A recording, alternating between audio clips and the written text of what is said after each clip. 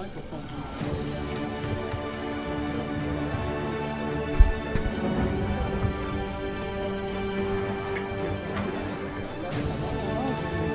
great. And you?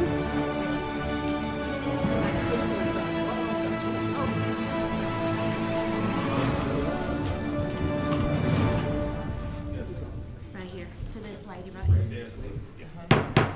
Good evening, and welcome to the Joint Planning and Zoning Board and Board of Commissioners meeting of October 29th, 2024. I am Briggs Simmons, Planning and Zoning Chairperson. Prior to this meeting, announcements were posted and notices were sent to all board members, commissioners, staff, interested parties, and applicants to participate in this meeting. I will now turn the meeting over to Dr. Ramona Jackson-Jones, Madam Chair, to introduce the commissioners present in the meeting. Madam Chair. All right. Thank you so much, Chairman Simmons. Again, I'm Dr. Ramona Jackson-Jones, the chairwoman of the Douglas County Board of Commissioners. And to my right, we have Commissioner of District 1, Henry Mitchell III. And to his right is Commissioner of District 3, Commissioner Kenner Jones.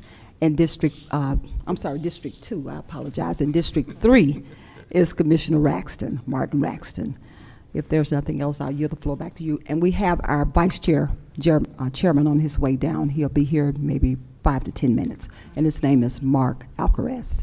I yield the floor back to you, Chairman Simmons. Thank you, Madam Chair. Also present, we have members of the Planning and Zoning Board. If you would confirm your presence when I call your name.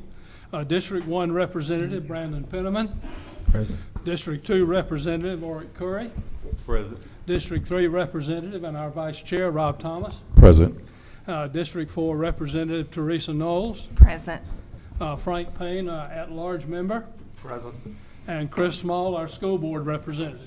Present. Thank you very much. We do have a quorum.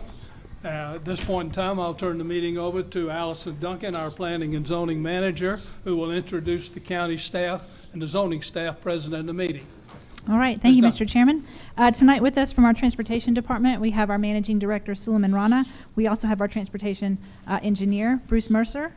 Our County Engineer, Travis McDonald, is with us. Our County Attorney, Audrey Lewis, is present. The Clerk of the Planning and Zoning Board, Johanna Womack, is here. The Zoning Administrator, Austin Cronin, is here. And our Planning and Zoning Intern, Andres Garcia, is here. And again, I appreciate our communications team for their service tonight, and we appreciate our sheriff's deputies for being with us as well. Thank you. Thank you very much, Ms. Duncan.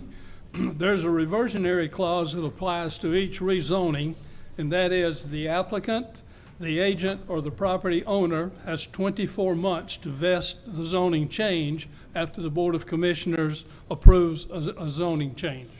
As far as tonight's procedures go, I will conduct the public hearing. Planning and zoning staff will announce each application, followed by a full presentation on that application. The applicant or the applicant's representative and members of the public who wish to speak in favor of an application will have 15 minutes allotted time. That would be 2 minutes per person to speak in favor of an application. Members of the public in opposition to an application will also have an allocated time of 15 minutes. That would be 2 minutes per person until the time elapses or everybody has spoken. After the opposition completes their input or time has elapsed, the public hearing will be closed. After the public hearing is closed, the staff may clarify any points of the zoning case.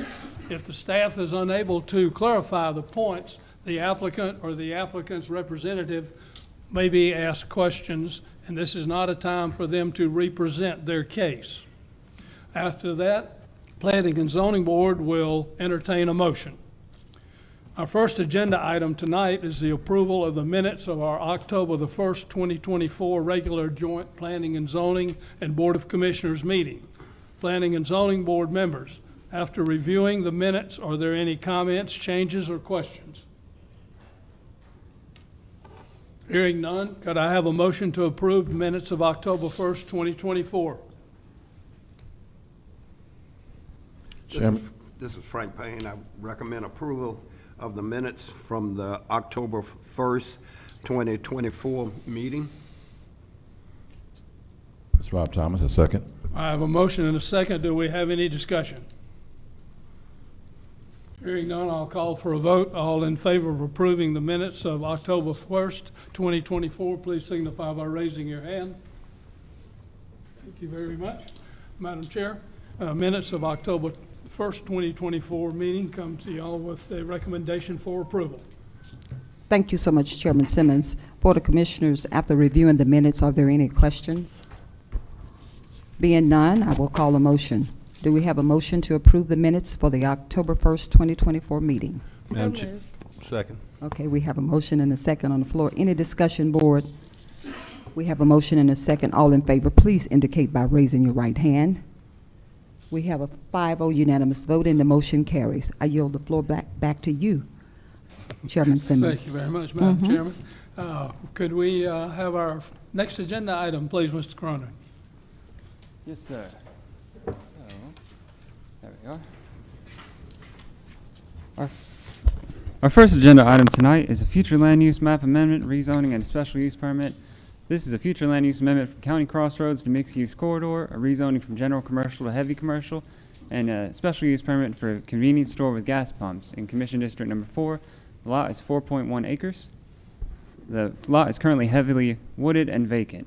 So applicants requesting this for a 7,500 square foot building footprint. The convenience store will have 2 separate suites, one for retail, one for proposed food service. Taking a look at the code sections, in 1989 there was a rezoning from R1 and M1 to C3 for future general commercial use, speculative use, that was never developed.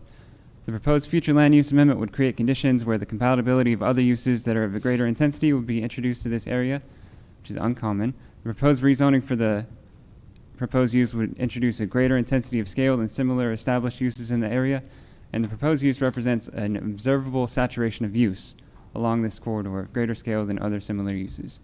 So from the community information meeting, the community asked us to do a land use analysis, and within 1 mile there were 2 gas stations, within 5 miles there were 7, and then within 10 miles there were 17 gas stations.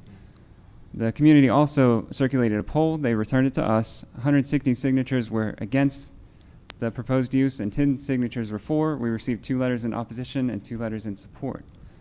Taking a look at the future land use criteria, zoning, and special use criteria, this is a picture of it on the zoning map. It's at the roundabout of Highway 5 and 166. You can see from here it's never been developed. It's heavily wooded now. And this is their site plan. So the convenience store itself would have 5,000 square feet, and then 1,250 square feet for food service and retail. And they would be on septic. And here is an elevations profile for you. And it's at the County Crossroads future land use map and the resort conservation character area. Staff is recommending denial based upon the fact that the proposed future land use amendment would introduce a variety of incompatible uses that wouldn't be appropriate for this area, how it's historically developed. The future land use amendment goes against the principle of the mixed use corridor, and the proposed future land use amendment would modify the intent, purpose, or spirit of the comprehensive plan, and that it represents an undesirable land growth pattern for this area. Staff is recommending denial for the rezoning based upon the findings that the proposed use would modify the intent, purpose, or spirit of the comprehensive plan. It would adversely affect the public health, safety, or welfare, and denial of the special use permit based upon the fact that it would modify the intent, purpose, or spirit of the comprehensive plan, and it would modify a desirable land use pattern for this area, and it would introduce an intensity of scale that's uncommon for this area as it's historically developed. And that concludes my presentation. I'd be happy to answer any questions. Thank you, Mr. Cronin. At this point in time, I'll open the public hearing on this matter. Anyone wishing to speak in favor of this application, please approach the podium. You would have 2 minutes per person for an allocated time of 15 minutes. If you'd state your name and address for the record first, and then you have your 2 minutes. Mr. Fowler. Joe Fowler, Post Office Box 49 in Douglasville. We've had 3 meetings, actually, most recently last Tuesday night, where about 50 people attended. Following that meeting, there was a follow-up poll where 30 persons replied in a Facebook poll. 9 were opposed. 1 person voted in opposition twice. 20 voted in favor, so there's been a shift. Now, recognizing we only have 2 minutes, I have a letter that's written by a person in favor who's lived in Fairplay all of her life. I don't want to use up my 2 minutes. May I read this from her and reserve the rest of my time? Don't we have that in our packet? Mr. Chairman. Don't we have that in our packet? No, this is a letter from Kathy Stitcher, who is in favor of the use and has some history. It went to Allison, so it may be in your packet. If it is, I would just encourage you to read it because it's a fair play person who is in favor of this use. If I can't read it, if I'm asked later, I'll read it then, if I may. All right, go ahead with your presentation, and we'll come back to that. All There's right. another 2 minutes. Thank you. The convenience store services exist across the street. That is heavy commercial, and it is in the Country Crossroads designation. When we filed for this particular use, we were required to file for a different land use classification because of gas pumps. When that happened, everything that trickles down in terms of the things that you don't want in this area are presented to you, and they recommended denial to you because things in that classification are not what they want in that area. We understand it. But in Country Crossroads, you can have a convenience store. When we asked for gas pumps, that's what triggered the request for that particular land use map amendment. And that's what has triggered what I believe is a response that says, and you've read it several times, it's out of scale with the neighborhood. There's a gas station across the street that is heavy commercial. There's a Chevron station down by the school, which is 2,500 feet away. The fire station's 2,300 feet. Pop's Corner is farther on at Post Road. And then way out on Hannah Road is another one. We don't think this is out of scale, and we respectfully request your approval. Thank you very much. Thank you, Mr. Fowler. Now, you want to read that letter to us? Oh, yes, sir, if I may. Okay. All right, thank you. And this is a note to Allison. Thank you, Allison, for your replies to my questions. I'll not be at the meeting tomorrow night, but I wanted to express my support to Mr. Mahanani for the convenience store. I'm descended from one of the founding families in the Fair Play community and have lived here all of my 73 years. It's a wonderful place to live and raise a family, but over the years, it has definitely changed. People started moving here for the country feel and its good schools. With the influx of new people and homes, it has lost that country feel. It's time now to think about the future of the community and not just the interests of a few, many of whom moved here in just the last few years and are now mad because others followed them. It's time we had a good modern place to purchase gas, buy a soda or snack, or just pop into the food store for a quick meet. None of the current gas stations, with the exception of the Chevron, can offer anything close, but egress to that store is hard during school hours. This can also be an employment opportunity for some of our teenagers. Anyone traveling through this area in a motorhome or pulling a camper would have a very hard time pulling in to buy gas or take a potty break from that store. I thought it was interesting that none of the property owners near this project stood in opposition at the community meeting, but many residents around St. Andrews objected. I hope you will give some consideration to my point of view. It is shared by members of my family and many of my friends. Thank you, Mr. Chairman. Thank you, Mr. Fowler.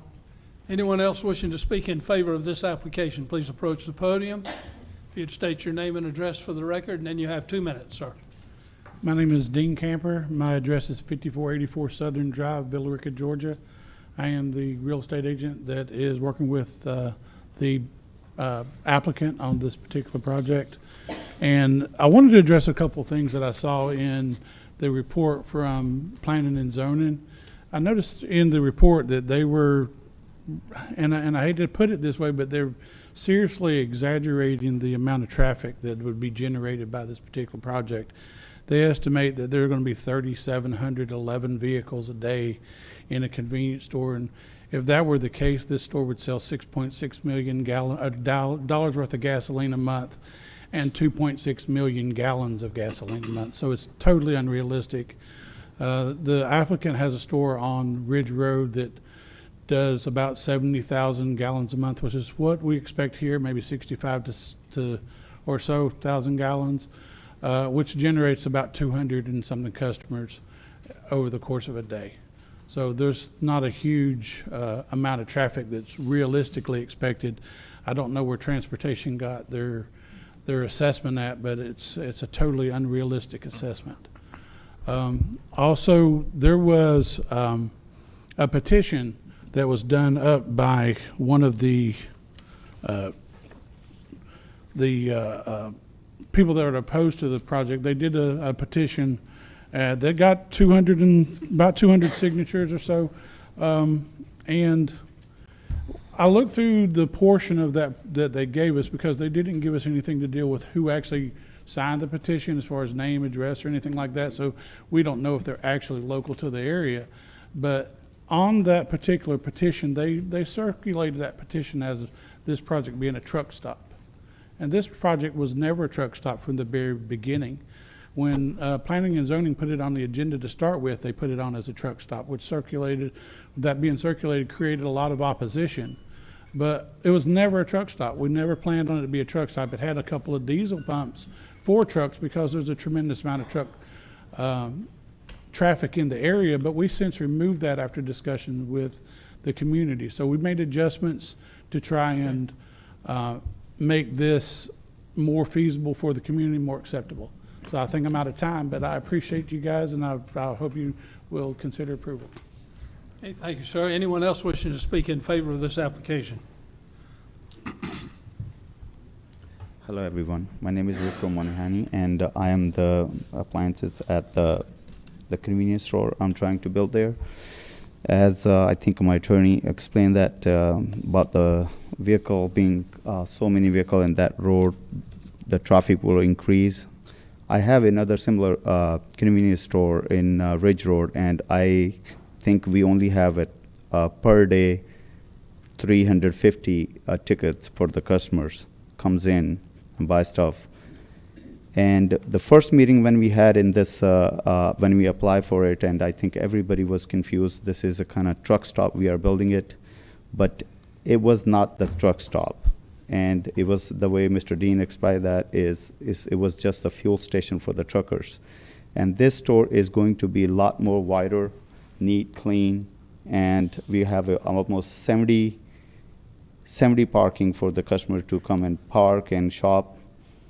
And we are going to have opening hour here from 5 o'clock in the morning to 10 in the weekdays and 11 in the weekends. And that's all. Okay. Thank you. Thank you very much, sir. Anyone else wishing to speak in favor of this application?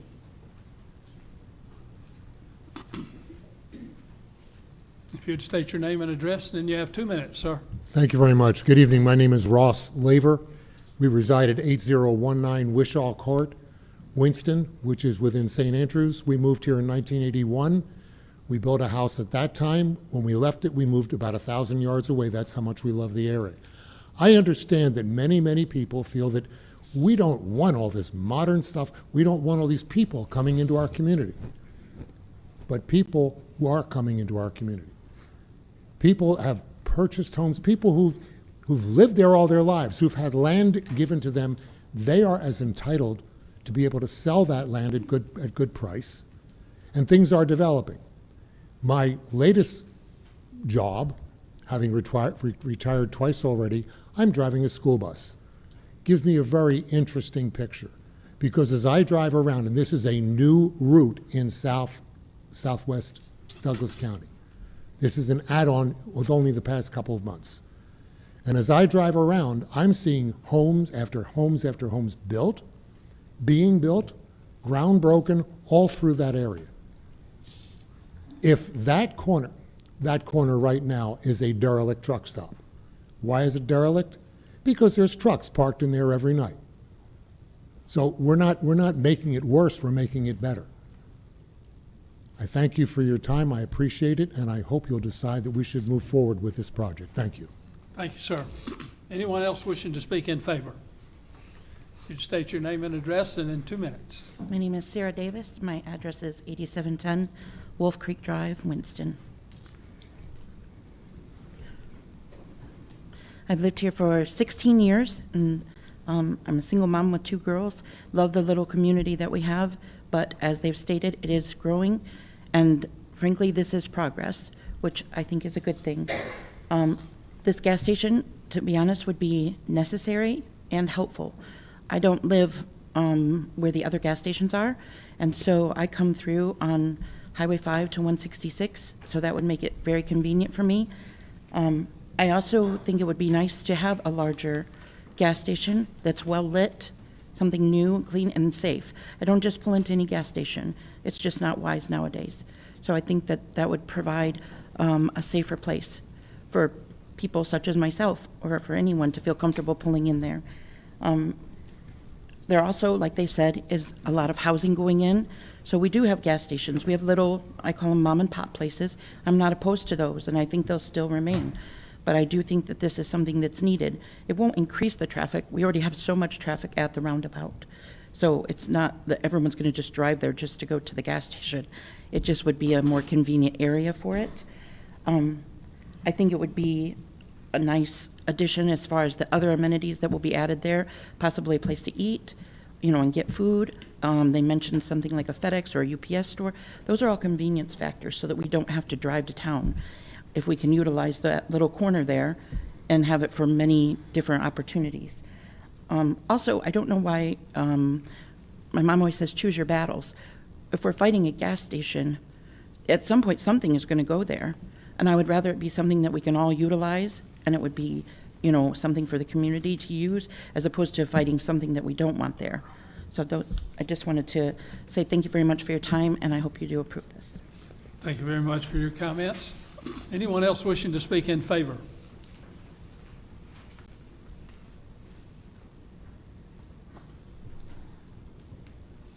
If you'd state your name and address for the record, and in 2 minutes, sir.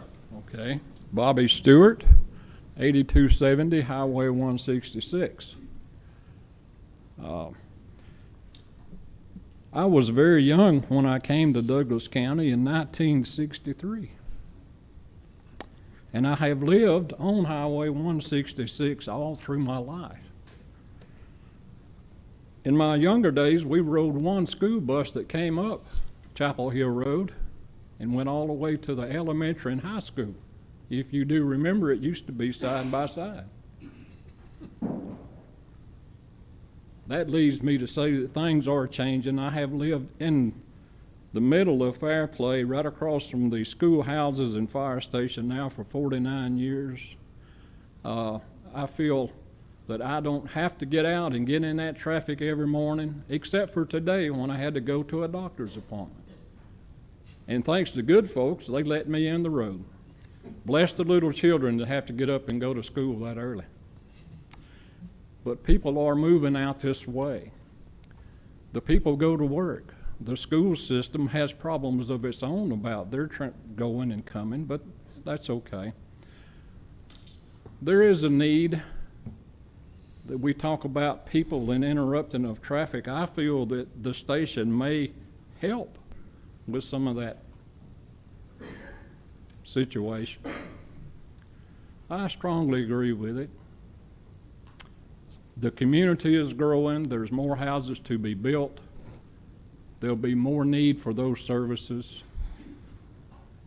And I hope you agree on that. I thank you for letting me stand here and talk to you. And thank you very much. Thank you, Mr. Stewart, for your comments. Anyone else wishing to speak in favor of this application?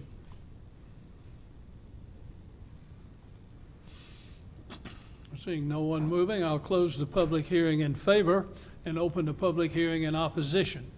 Anyone wishing to speak in opposition to this application, please approach the podium. You also would have 2 minutes per person for an allocated time of 15 minutes. Anyone wishing to speak in opposition?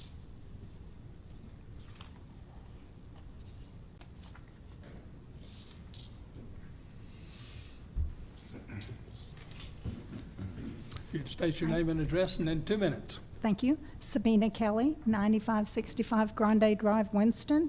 I'm right off of 166 right there. And I did want to mention that I'm confused with the statements of the gas station, because in your drawings and plans, item number 5 says that this is proposed for a gas station / truck stop. So that's why apparently all of us community people were confused at the beginning, because it says truck stop. So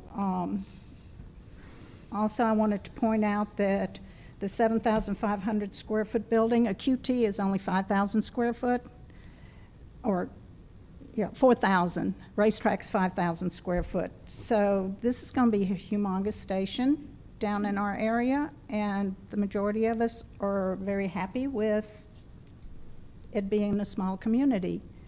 Yes, we will need more gas stations later on because we have 848 houses apparently coming through the area for Foxhall and 601 houses for the preserve.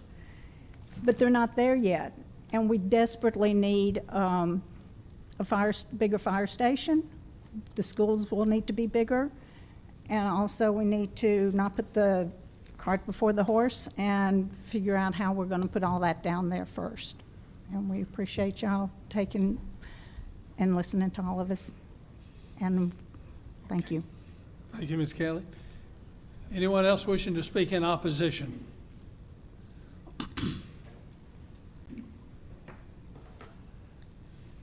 Okay, seeing no one moving, I'll close the public hearing on this matter. Planning and Zoning Board, you've heard the comments, you've heard the discussion. Do you have any questions of staff or the applicant or the applicant's representative? Mr. Brandon Penman, I got questions for the staff, please. Yes, sir. All right, so I'm hearing two opposing things. Can you give us clarity on exactly what is being asked here? Right. Is it just gas station, or is it a truck stop as well? When they initially came through, and that was on the last agenda, they proposed a truck canopy and truck parking to the northwest of the property. They've since revised the site plan, and this is what they're proposing now. So it's just a regular automobile canopy convenience store gas station. Got you. And then double checking again, another real estate agent said that they're not looking to do any diesel. So diesel has also been taken out of the plan, so trucks wouldn't even have a reason to really be here. I'm not entirely sure about that. That might be a question for the applicant. Okay. Can I speak to the applicant or whomever mentioned that diesel had been taken out, if I heard that correctly?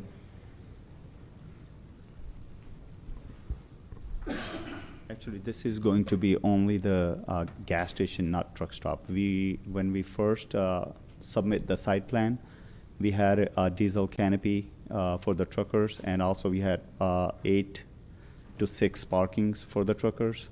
And when we have the first community meeting, everybody was against that, and we realized that, like, even if I have my house right down the corner somewhere, the truck would park and will stay on. So we submit the site plan, removing the diesel canopy and the parking lot.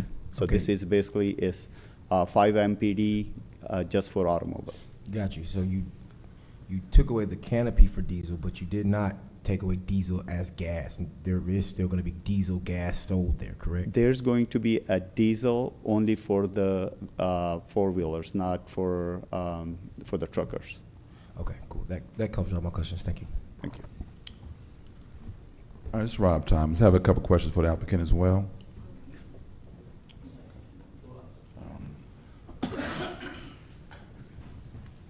Yes, sir. So you heard the concerns of the one resident. You're going to have total 7,000 plus square foot. 5,000 will be for the convenience store, and then you have 2 separate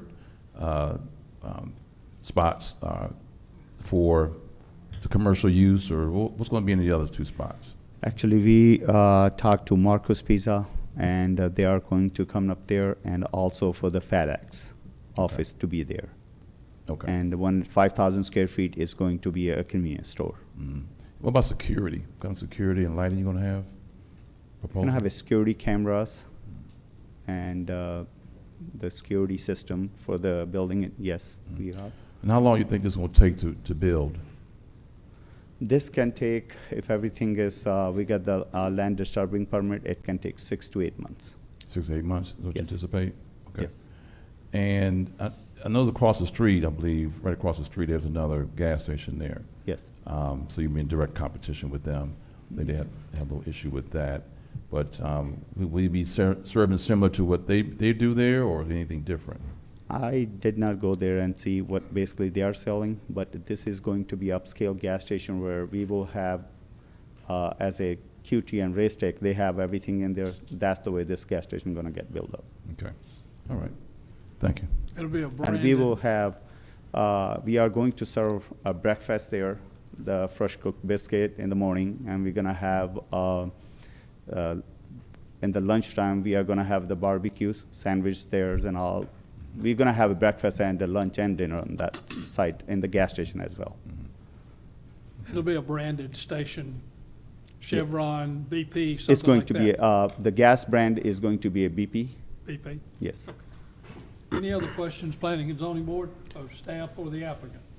Now, you mentioned the hours, so it won't be open 24 hours. No, we are not going to open that store for 24 hours. It's going to be 5 in the morning to 10 on the weekdays and 11 at weekends. Okay. Quick Thank question you. for staff. Quick question for staff, real quick. Can you give me some background on how you guys did your traffic study, and the numbers you got comparative to the numbers that the applicant's giving? So in the impact statements provided from Department of Transportation, that's where those numbers came from. I believe we have 2 representatives from Department of Transportation here that might be. Yes, could I get the 2 represented, or whomever's representing DOT?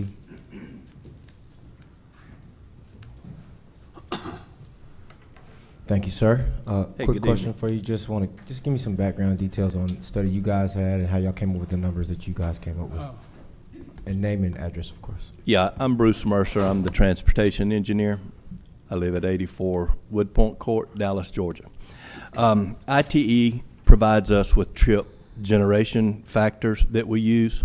So in this case, there's multiple factors going on. We're looking at a retail area. We got, looks like 2,500 square feet of retail, 5,000 square feet of convenience store, 5 gas pumps that equate to 10 pumping stations. You take those numbers and you calculate through an ITE average that gives you the number of total trips projected per day.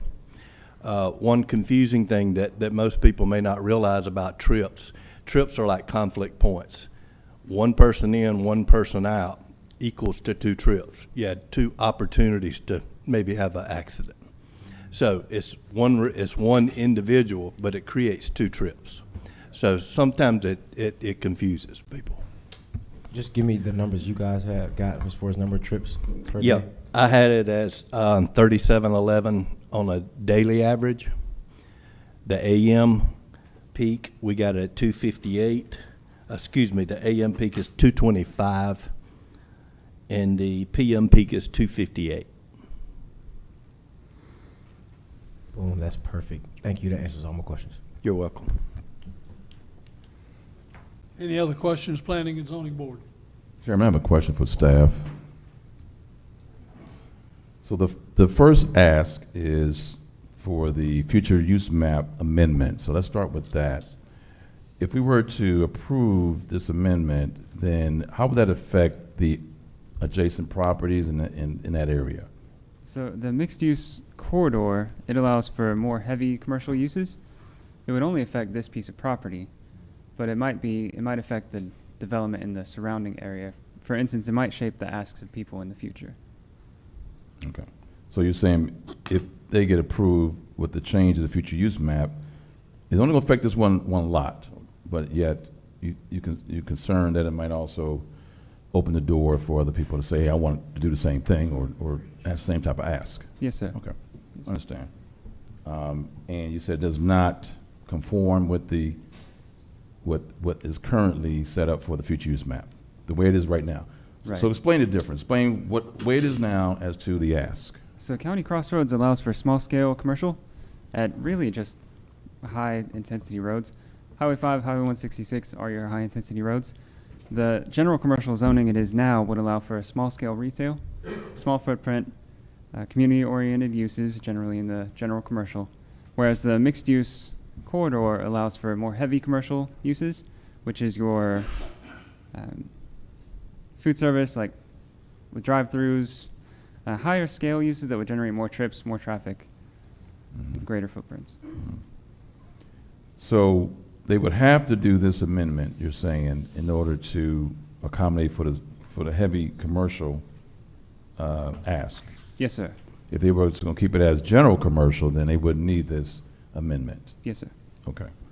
Yet the one across the street, the gas station across the street, that's heavy commercial, correct? Yes, sir. I believe so. Let me quickly. Yes, sir. It's a gas station. So that would, oh, if you like. So, sorry, because a lot of the future land use map work preceded Austin's tenure with the county, I can just clarify. The gas station that is there has been there for decades, right? And so the county crossroads designation on the future land use map was actually introduced in the 2018 comprehensive plan update because they did want a designation to identify that there would be some limited non-residential development in areas of the county that still wanted to retain a rural feel. By contrast, that mixed-use corridor designation and the scale of the station being proposed is something that we see more commonly along the east side of Veterans Memorial Highway, that we see more commonly along Highway 92, and closer into the city of Douglasville along Highway 5. So I think that Austin is correct in identifying that both the scale and intensity of the use is a little bit above what we had introduced in 2018 in that comprehensive plan is something that contemplated smaller community-oriented development as opposed to a larger scale development that would be more oriented towards our more urban parts of the county. If that helps explain kind of the distinction there. But again, the gas station there and the heavy commercial has been in that area for probably not 100 years, but the better part of the last 50 or 60 years. So. Okay. So because we're talking a little higher level, obviously heavy commercial, a little higher than general commercial, we need the future use, future land use map to be amended. All right. That's the first ask. Cause I'm trying to figure out exactly what part of the, cause we got 3 asks here. Which ones, I want to kind of break them down each one individually. Okay. So I understand that part. The second for the heavy commercial, going from general to heavy. What was the reasoning for not wanting to approve that or recommend that for approval? Heavy commercial in this area would introduce a great number of uses that generally aren't common in this area. So you get your higher intensity uses like your fast food restaurants, gas stations with convenience stores, other uses that just aren't common at this crossroads. This is more of a rural feel crossroads. It's historically developed to have very limited commercial. The commercial that's there is really just your gas stations that you see. Okay. And then lastly, the special use permit, that's just convenience store in general, but that's just a, once Yes. everything, okay, that's just a general, Yes, let anybody know it's gonna be a gas station for the most part. Okay, I got you. All right, I don't have any more questions, thank you. Okay, yes, sir. Any more questions, planning and zoning?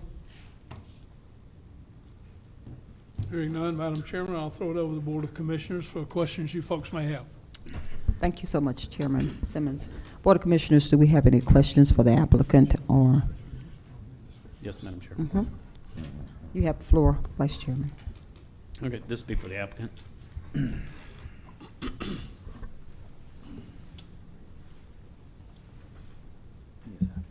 Okay, so I've been getting a lot of phone calls and emails in regards to this, and a lot of major concern is there's already tractor trailers parking on the lot, and the concern is if you bring a well-lit gas station there, more tractor trailers are going to stop in to park. I mean, there's already some who are dropping their trailers on this lot and then coming back and retrieving them. So what plans do you have in place to ensure that overnight this does not become a truck stop? Whether it's just for sleep, because we know that there's a shortage for tractor trailers to have somewhere to pull over and rest. So what will you do to ensure that this will not happen at your facility? Well, first things, we already remove truck parkings out of that facility. There's not going to be any truck parking there. And I don't think so. Trucker can park on the car parking lot where only the car can get parked. And we will have the security camera and we will have the signs up post where if they are going to park, and we will take the serious action on that. Do you currently own the lot? No, I don't. Okay. Okay. All right. That's all the questions I have, Madam Chair. Okay, thank you so much, Vice Chairman. Any other questions, Board? Commissioner Raxton, you have the floor. All right. Good evening. Thank you. So this is for the applicant. First of all, just was curious of any other potential usage that you may have had for this particular site. was there any consideration to not including the gas station? No. We wanted to have the convenience store and also the gas station. Besides that, I don't know what else we can use. Just a gas, like there's already Dollar General there, and I don't think so. I just wanted to put the convenience store by itself there. Okay, so not the convenience store by itself, but it had to be a combo from your perspective? Yes. Okay. Can you tell us a little bit about your current store or the current gas station that you have on Ridgeway? Yes, actually, at 2874 Ridge Road, Douglasville, Georgia, I have a gas station which is about 2.5 acre land right now. And we have we sell like about 70,000 gallons of gas per month in that store. Mm-hmm. And I purchased that gas station like in 2012. And we did a lot of improvement in that store. Like we brought it used to be another brand, but we got the shell in, remove all the junk from in that store and bring that upscale where people, they can use, like in this facility, I wish I can do that in that store too, but we are trying to bring this store upscale where people, not just one person can go to the bathroom. Like if somebody walks in, they're gonna have 2 or 3 people, they can use the men's and women's bathroom at the same time.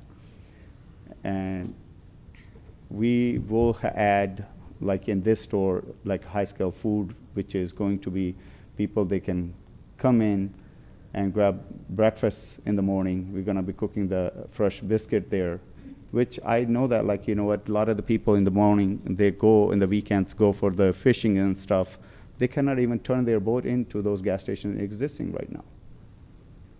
And this is gonna be nice, open, wide station where they can bring their boat in, jet ski, and get the fuel and do it easy way to get it in and out.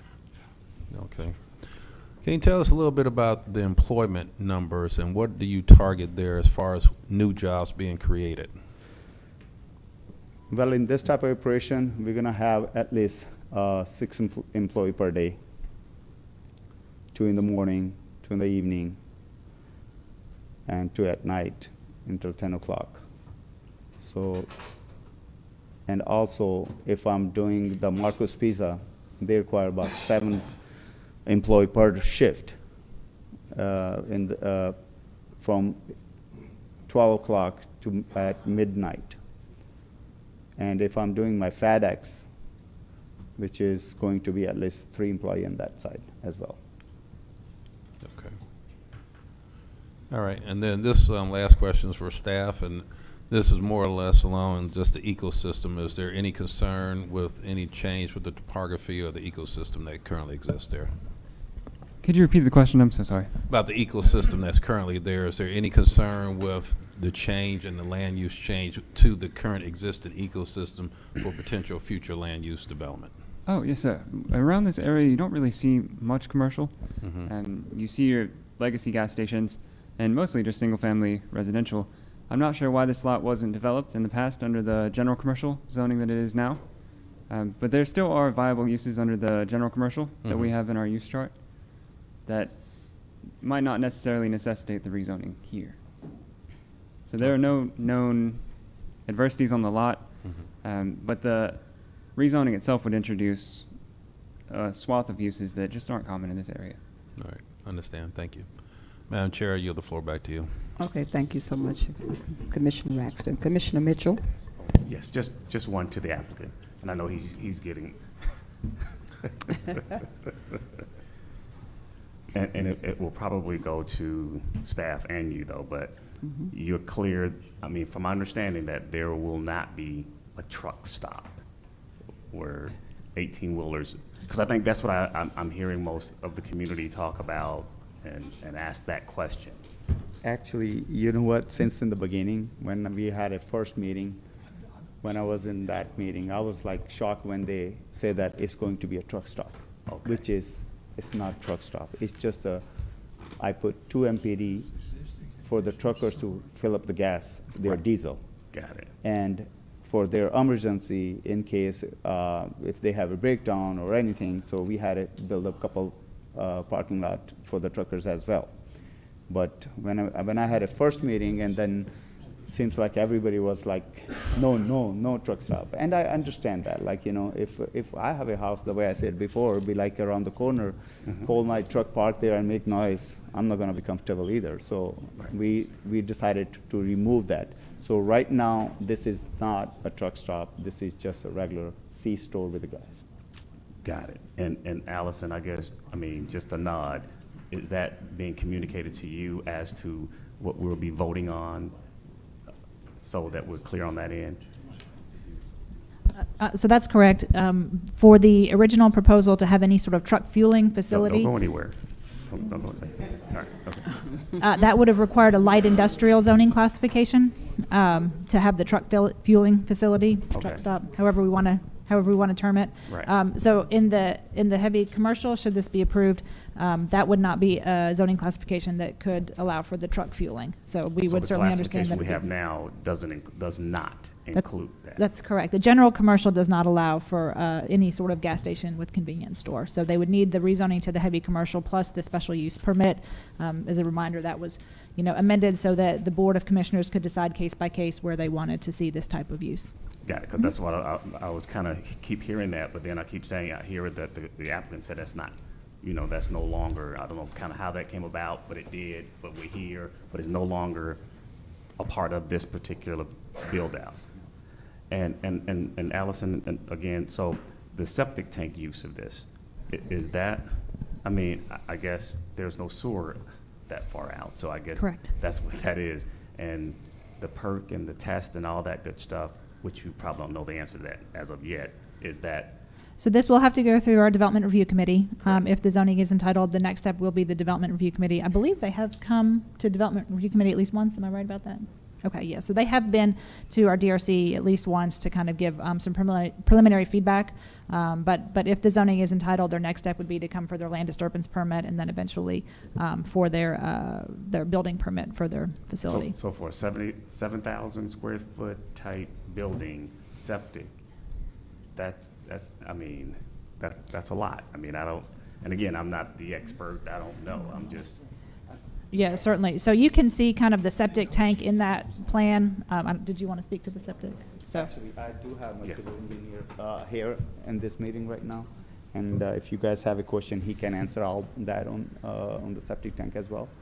Let's hear from the experts. Thank you. Alex Vaughton, 106 Arborwood Way, Temple, Georgia. We actually already have had a level 3 soil survey done, and the results were really good. The perk rates were 45 minutes. Infiltration, that's a good infiltration rate, and so I've already looked at some preliminary design on the calculation for the septic and put it on this lot to make sure that it could fit with what he's trying to do. So it fits as far as the septic. It just seems like a lot, though. I mean, so, but if you're saying that'll work, and outside of that, just again, I think it was earlier asked, I mean, I guess your vision is to, I'm assuming, kind of grow this, not into a truck stop, but, I mean, how are you going to scale this? Is this it? What we can expect this particular setting with FedEx, pizza place, I think you said, or something? Yes, Marco's Pizza, we are trying to get that. And that's how you'll scale this out, I guess, basically. Yes. And all of this will be kind of coming to the general public's way roughly in about 8 months. Definitely. To a year, I guess. Yes. Okay. Thank you. Thank you. Thank you, I appreciate it. And I yield back, Madam Chair. Okay, thank you so much, Commissioner Mitchell. Any other questions? I just have one. After you, Madam Chair. Okay, I just have one for you, the applicant. You mentioned that your new place will be 7,000 square feet, correct? Yes. And if you could just explain the logistics for your restrooms again. I didn't want to say I misheard you.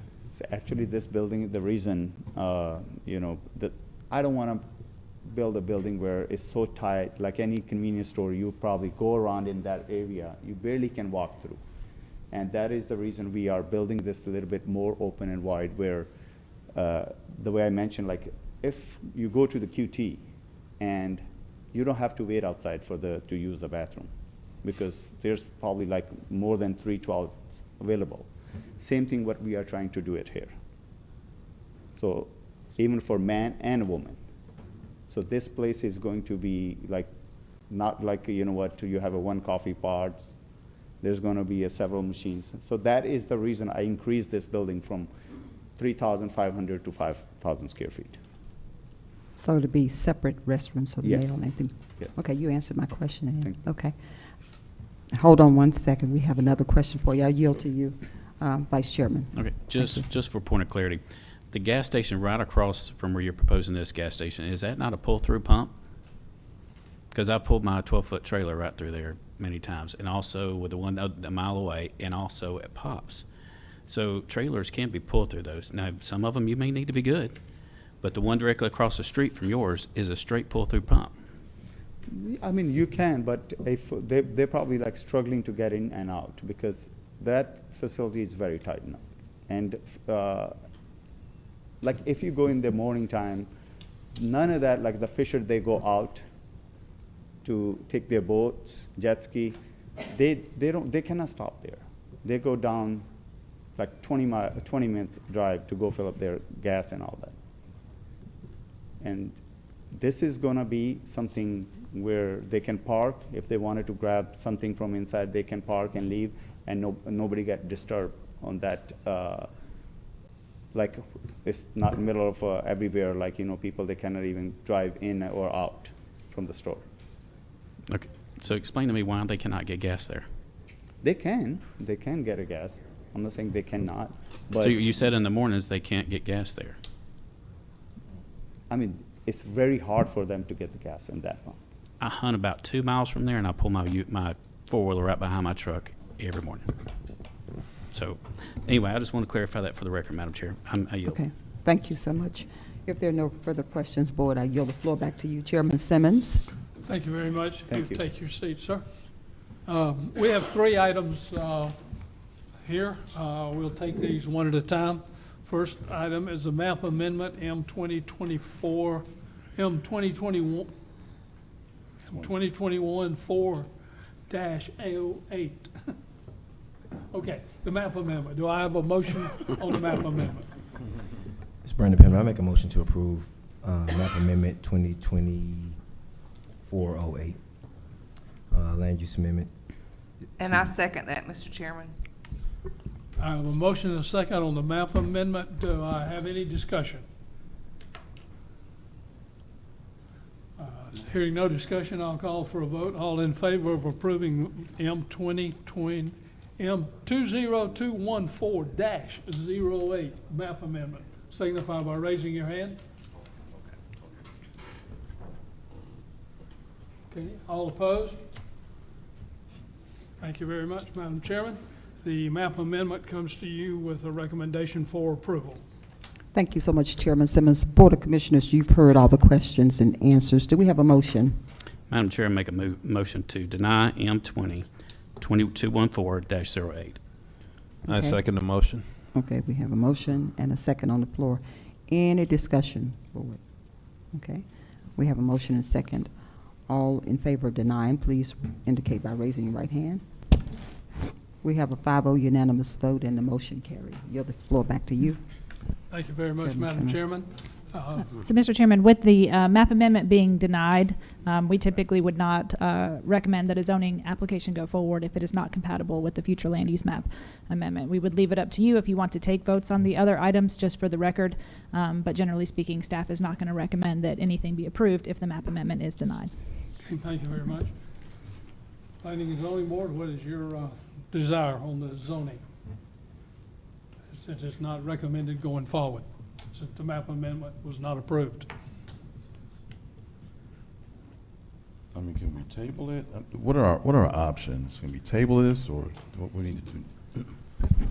Sure. So Chairman Simmons can call for a motion on the zoning change.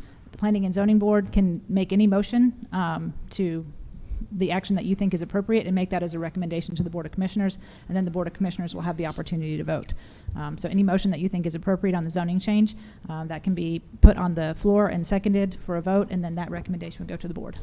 Yeah, I thought if the map amendment wasn't approved, the zoning would automatically go away.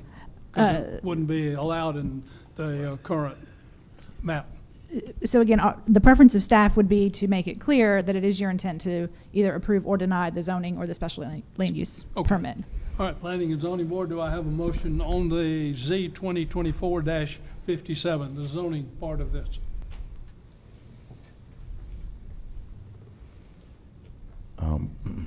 Point of clarity, I'm still not sure what our options are. I mean, if the map amendment was denied, then if we were to approve the zoning, just say go with recommend approval, could that even carry? So as a reminder, the Planning and Zoning Board is an advisory board, right? And so, Well, I'm you saying- would I'm you saying would if it- basically be making your recommendation to the Board of Commissioners. There's nothing in the code that expressly forbids the Board of Commissioners approving a zoning or special use permit when it is not compatible with the future land use map. It is not what we would say is best practice. But again, it would be my recommendation that the Planning and Zoning Board carry through the process and see what is the recommendation of the will of the board to make to the Board of Commissioners. And then, as with every case, the Board of Commissioners will make their decision accordingly based on the input from staff, members of the community, and the Planning and Zoning Board. Gotcha, thank you. Okay, that being said, can I have a motion to recommend to the commissioners? This is Brandon Pittman. I make a motion, considering the map amendment being denied, that we move to deny the zoning amendment as well for 2024-57. I have a motion. Do I have a second? Board Curry, second. I have a motion and a second. Do we have any discussion, Planning and Zoning Board? Hearing none, I'll call for a vote. All in favor of denying Z 2024-57, please signify by raising your hand. All opposed? Thank you very much. Madam Chairman. All right, thank you. Z 2024-57 comes to you with a recommendation for denial. Okay, thank you so much, Chairman Simmons. Board of Commissioners, you've heard all the questions and answers. Do we have a motion? Madam Chair, I'd like to make a motion to deny Z 2024-57. Second. Okay, we have a motion and a second on the floor. Any discussion, board? We have a motion and a second. All indicate by raising your right hand if you're in approval. 5-0 unanimous vote, and the motion carries to deny. Thank you very much. Allison, we need to do the same thing on the special use permit. Planning and Zoning Board, do I have a motion on this 2024-58, the special use permit? Mr. Chairman, I'd like to make the same motion to deny special use permit for 2024-58. Second. I have a motion and a second. Do we have any discussion? Hearing none, I'll call for a vote. All in favor of denying S 2024-58, please signify by raising your hand. All opposed? Thank you very much. Madam Chairman, S 2024-58 comes to you with a recommendation for denial. Okay, thank you so much, Chairman Simmons. Board of Commissioners, you've heard all the questions and answers. Do we have a motion? Madam Chair, I'd like to make a motion to deny S 2024-58. Second. We have a motion and a second on the floor. We have a motion and a second. Any discussion? We have a motion and a second. Please indicate by raising your right hand if you deny. We have a 5-0 unanimous vote, and the motion carry. I yield the floor back to you, Chairman Simmons. Thank you very much, Madam Chairman. Our next agenda item, please. Yes, sir. Our next item is Z 2024-60. This is a request for a rezoning from residential low density to light industrial. Should I give a second? Okay. Yeah, hold on, let's folks get out. Yes, sir.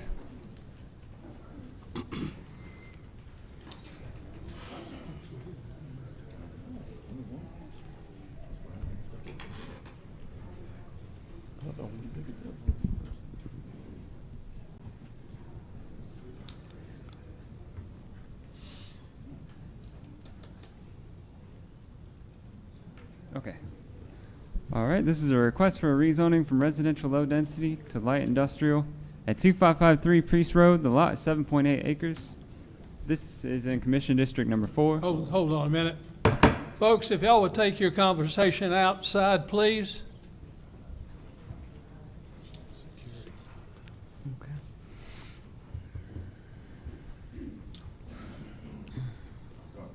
Okay, let's start over again. Yeah, no worries. So this is a rezoning from residential low density to light industrial at 2553 Priest Drive.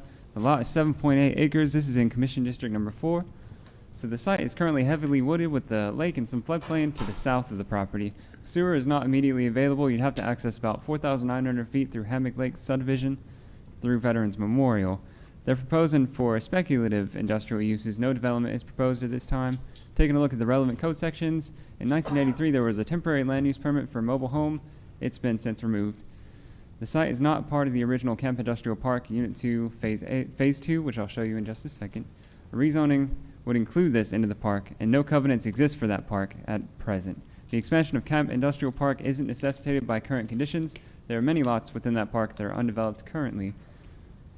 But the initial subdividers of the park indicated on the plat records that the current configuration was envisioned as a terminus of Camp Industrial or adjacent Industrial Parkway, and I'll show you in just one second.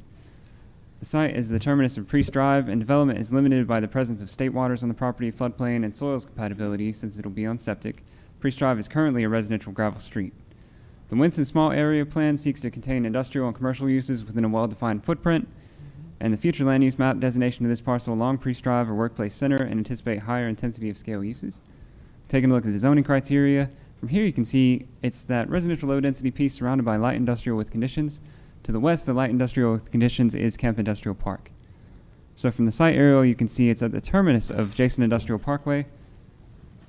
And from the plat records, you can see the plat on the left is the first iteration of Camp Industrial Park. It envisioned the expansion of Jason Industrial Parkway, how it has been developed.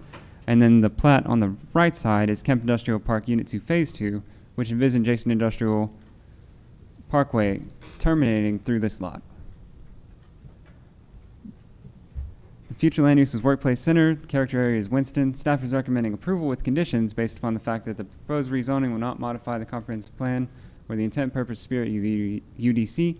The granting of the proposed rezoning represents the logical terminus of Camp Industrial Park as originally contemplated, and the Winston Small Area Plan seeks to capture light industrial and commercial uses within a well-defined footprint. Staff believes this is a well-defined footprint here. It will not adversely affect public health, safety, or welfare. The conditions are that there should be no driveway access to Priest Drive. Any existing driveway shall be closed. Access shall only be from Jason Industrial Parkway. There shall be no combination of the subject parcel with any parcel outside of Camp Industrial Park or Camp Industrial Park Unit 2 Phase 2, and there shall be no expansion of Jason Industrial Parkway through the subject lot to the east for any future access onto any development to the light industrial to the east. And that concludes my presentation. I'd be happy to answer any questions. Thank you, Mr. Cronin. At this point in time, I'll open the public hearing on this. Anyone wishing to speak in favor of this application, including the applicant, please approach the podium. You have 2 minutes per person for a total time of 15 minutes. Okay. You'd state your name and address for the record, and then 2 minutes. My name is Dana Pilgrim, and my address is 8397 Duncan Street, Douglasville. My dad was Wayne Camp, and he purchased this property probably 30 years ago and developed the industrial park, Camp Industrial. So he passed away last year, and it become, my mission to try to extend our park to include that 7.87 acres at the end of Jason Industrial. We don't have any intentions on it, at this point. We do have a lot of property that's for sale. But we just feel like, it's surrounded by, the light industrial. So, we could just extend Jason Industrial on into that 8 acres almost. Okay. Okay? All right. Before you go, you heard the conditions that were read into the record. If this takes place, are you in agreement with those conditions? The 2 years? Is that what you're talking about? Or you? The driveway access? Yes. Not on Priest Drive. The no combination of subject property with any parcel outside, and then the access, the expansion. Yes. Okay. Yeah. Thank you very Okay. much. Thank you. Anyone else wishing to speak in favor of this application? Seeing no one moving, I'll close the public hearing in favor and open the public hearing in opposition. Anyone wishing to speak in opposition to this application, please approach the podium. You two would have 15 minutes allocated, 2 minutes per person. You'd state your name and address for the record. Hi, I'm Virginia Wildberger. I live at 2561 Priest Drive. I'm here on behalf of my mom. She's lived at 2561 Priest Drive for 42 years and over half of her life. So anyway, you know, she's wanting to live her life out there, and this property's right next door to her. And so she, you know, her concern, she has a well and, you know, the noise and everything. So those are some concerns that she has with it being right there next door to her. And as well too, the people who, there's next door to us, the Pauls live there, and they've lived, Mike Paul has lived there for 38 years, and he couldn't come because he's battling cancer.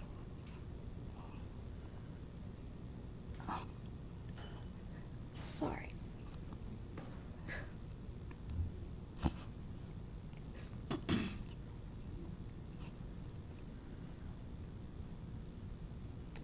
Take your time.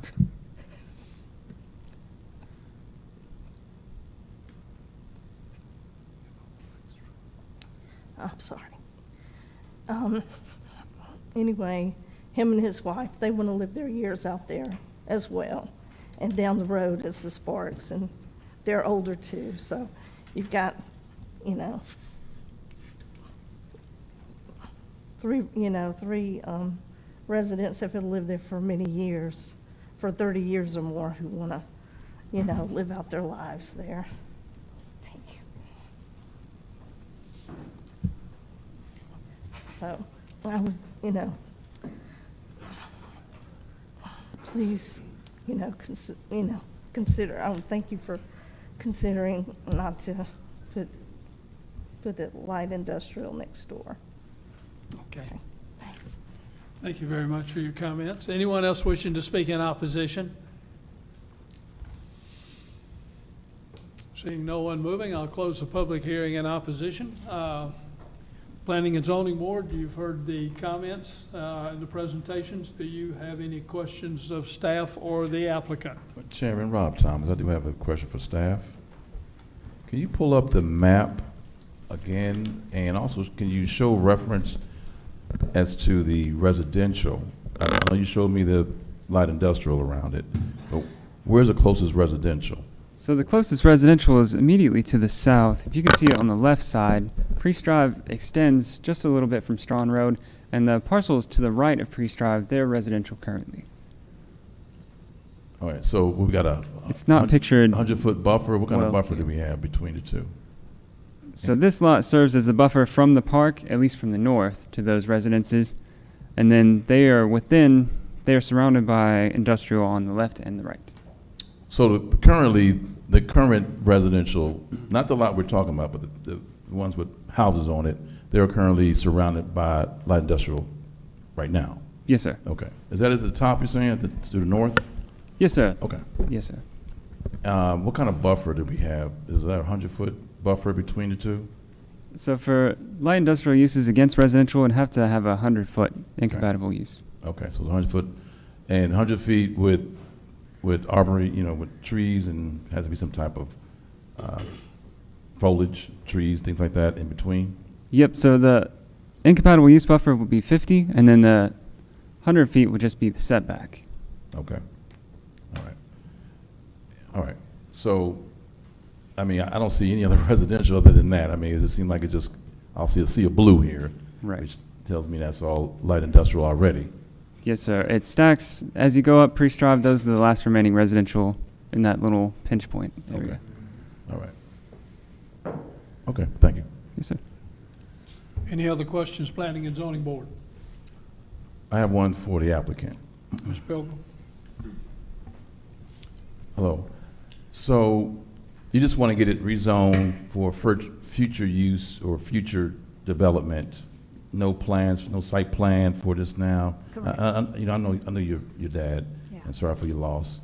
Thank you. But So no site plan, just to kind of bring Just- it all together? Yeah, bring it all together, Uh-huh. all being zoned the same. Okay, Just an understand. extension of Jason Industrial. Okay. Why hasn't he done it before? I mean, he got this whole area, it's I been really working there for a don't- while now. I really don't know, Okay. because, I mean, you know, Daddy he was always trying to build this, build that. I don't really know why he didn't do that one, but, you know, the one right beside it, I'm finishing it now. Right. I'm familiar with the property. So these lot switched over and just for future use to do something industrial, but no real plans at No this moment? plans, yeah, Okay. at this point. Okay. Well, thank you. That's my question I have. Any other comments, questions? Hearing none, Madam Chairman, I'll throw it over to the Board of Commissioners for questions y'all may have. Thank you so much, Chairman. Board of Commissioners, do we have any questions for the applicant or the staff? I do for staff, Madam Chair. Vice Chair, and then I see you, Commissioner sir. Braxton. Vice Chair, you have the floor. Has there been any interest? Has anybody inquired with our planning and zoning in regards to building out that light industrial that's already in the blue? To the west or to the east? If you're going to look to the east. To the east, that's that piece No, that... I'm sorry, to the west. Oh, to the west, in the Jason Industrial, Camp Yes. Industrial Park. So the conditions on this park don't necessarily necessitate this rezoning here. A lot of those lots are still vacant. Understood. I'm just asking, has there been any inquiry into planning and zoning about building out that light industrial in that area? Yes, we haven't seen any recent proposals. Yes, sir. Okay. The west. West. Okay. I'm going to yield for right now, Madam Chair. Okay, thank you so much, Vice Chair. Commissioner Braxton, you have the floor. Yes, and this is again for staff, and it was just related to condition number 1 about not being able to utilize Priest Road. And I was just curious, I just want to get a better understanding of what that meant. Yes, sir. So since this, if it were approved, it would be light industrial. We wouldn't want access for heavy trucks, anything onto that residential road. It's currently gravel right now, so it isn't outfitted for heavy truck traffic. So any existing access would need to be closed, and access would only be from Jason Industrial. Okay. All right, thank you. Madam Yes, sir. Chair, I yield the floor back to you. Okay, thank you. Any other questions, Board? If not, I yield the floor back to you, Chairman Simmons. Thank you very much, Madam Chair. Planning and Zoning Board, you've heard the questions, comments, and concerns. Do I have a motion on Z 2024-60? Chairman, it's Rob Thomas. Make a recommendation to approve Z 2024-60, a rezoning from residential low density to light industrial for future industrial use on 2553 Priest Road. The 3 conditions. And with the 3 conditions read in by staff. I have a motion. Do I have a second?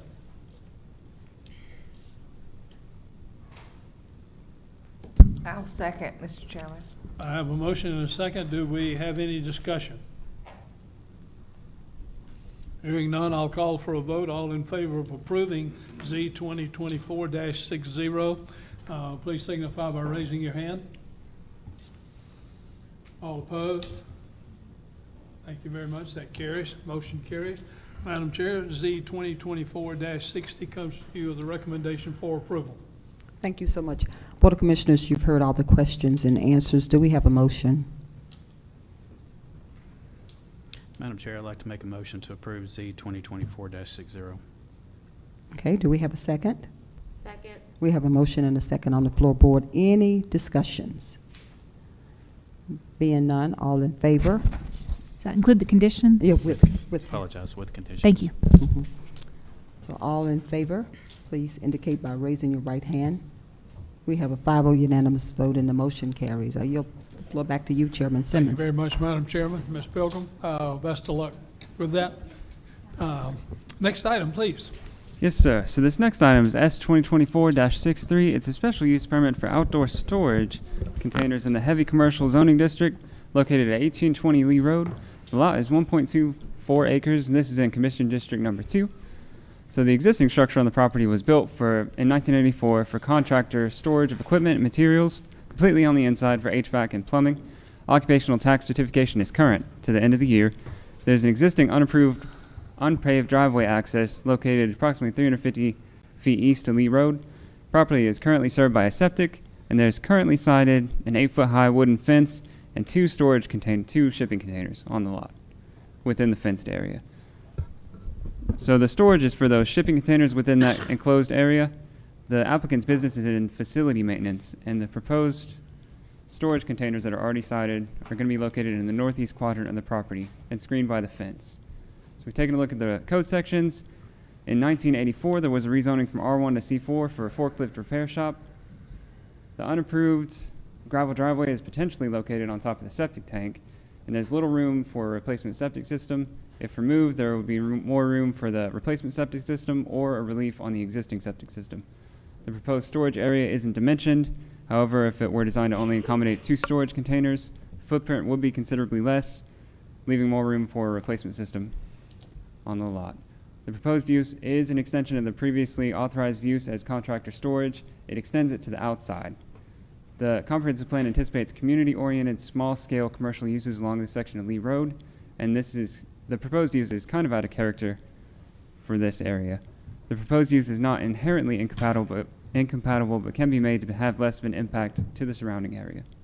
Taking a look at the special use criteria, and this is that heavy commercial piece right there. To the back is that residential agricultural piece, and it's a corner lot. The piece that's kind of cleared, you can see that's where they're proposing the storage, and you'll see it in just 1 second. And you'll see that fence currently sited in those 2 storage containers. It's in the neighborhood village future land use and the traditional neighborhood character area. Staff's recommending approval with conditions of the special use permit based upon the fact that it won't adversely affect the public health, safety, or welfare, and it wouldn't modify the comprehensive plan and the intent, purpose, spirit of the UDC. Staff's recommending the conditions that the unpaved driveway as well as a secondary entrance onto Cedar Terrace shall be removed, and the secondary entrance shall be closed. The footprint of the outdoor storage area shall be reduced such that the outdoor storage area can only accommodate 2 shipping containers, each for a maximum of 450 square feet, and the entrance to the outdoor storage area shall be located behind the rear of the building and shall not be located to front Cedar Terrace Road to reduce visibility. And that concludes my presentation. I'd be happy to answer. Oh, I'm so sorry. There are 2 more conditions. The fence type shall be polymer or composite-based material, opaque fence, or vinyl materials that simulate wooden fences in appearance, and 8 feet in height. The fence may not encroach into the 50-foot incompatible use buffer for that residential agricultural piece to the back. And this buffer shall be undisturbed. The planting shall be provided to maintain year-round screening along the fence line that fronts Cedar Terrace Road, subject to discretion from the Douglas County Arborist. And that concludes my presentation. I'd be happy to answer any questions. Thank you very much, Mr. Cronin. At this point in time, I'll open the public hearing on this matter. Anyone, including the applicant, who would wish to speak in favor of this application, please approach the podium. We have 2 minutes per person for a total allocated time of 15 minutes. Good evening, everyone. State your name and address for the record. Tony Berkeley. The building address is 1820 Lee Road, Lithia Springs, Georgia. We're general contractors, facility maintenance providers. We have service and maintenance contract with City of Atlanta, MARTA, Cobb County, Smyrna, City of Smyrna. We'll be storing miscellaneous building materials, acoustical ceiling tiles, metal stud framing. We service and maintain over 400 bus stops and bus shelters for Cobb County. We'll have miscellaneous bus shelter parts in case of, for overflow. Okay, before you go. Yes. If this is approved, you heard the 5 conditions that were read into the record. Are you in agreement with those conditions? Yes, I am. Okay, thank you very much. Anyone else wishing to speak in favor of this application, please approach the podium. Seeing no one moving, I'll close the public hearing in favor and open the public hearing in opposition. Anyone wishing to speak in opposition to this application, please approach the podium.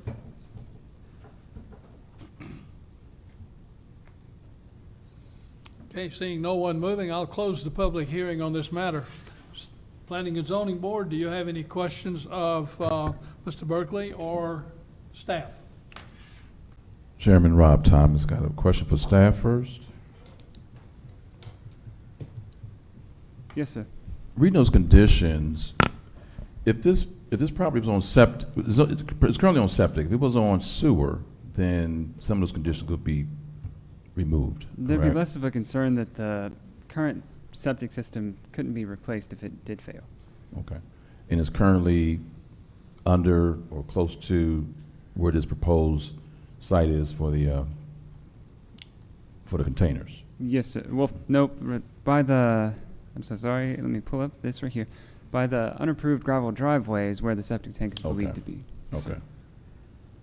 All right. And that's a concern because, why is that such a concern right there? So if you drive over the septic system, it reduces the integrity of the tank itself. It makes it more prone to failure. I don't And mean the that. fuel What I mean is what I meant is like the location of it, as it refers to where they want to put these containers. You know what I'm saying?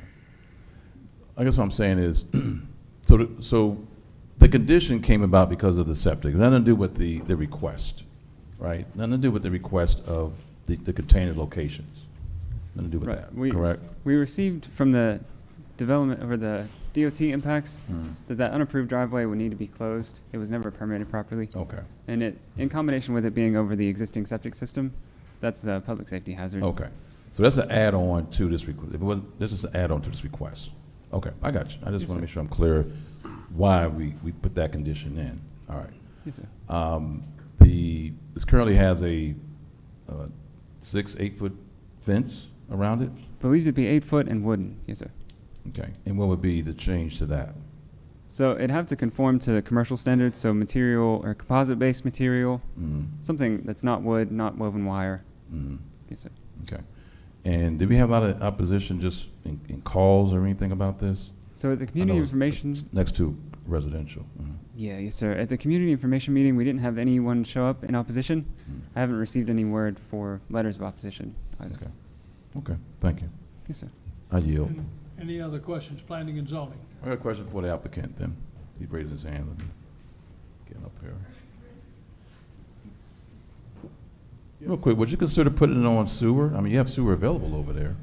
Yeah, absolutely. We just found out when working with Austin and their team that it was on septic. I bought the building in August of this year and was just made aware that it was on Your septic. realtor didn't tell you that? Your realtor didn't tell you it was on septic? No, we didn't know it was on. Man, I mean, we gotta just shop assumed better. it's a commercial property, but apparently a lot of Okay. stuff out here in Douglas County is Yeah. on septic. But is sewer available out there? Yeah, They're doing that absolutely. Lee Road project right now, so you can, my point of bringing it up is, 'cause one of those, that's why I brought that condition up with the septic tank. Obviously you didn't know.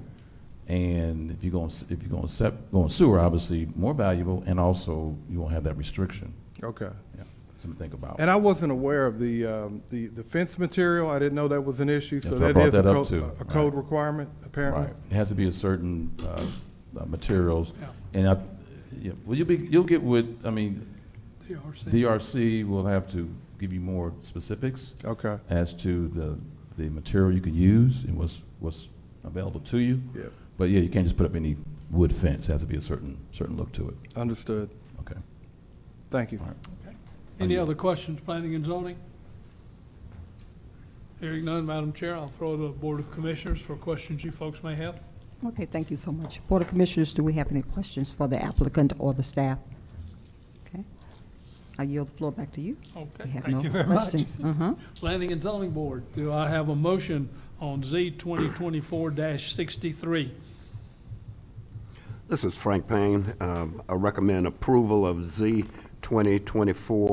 2024-63, a request for a special use permit to allow outdoor storage containers in the heavy commercial zoning located at 1820 Lee Road, Lithia Springs, 30122, Conditions? with the conditions as outlined by staff. A motion and a second? Do I Board have a Curry, second. I have a motion and a second. Do we have any discussion? Hearing none, I'll call for a vote. All in favor of approving Z 2024-63, special use permit with conditions that were read in, please signify by raising your hand. Thank you very much. That's unanimous, Madam Chair.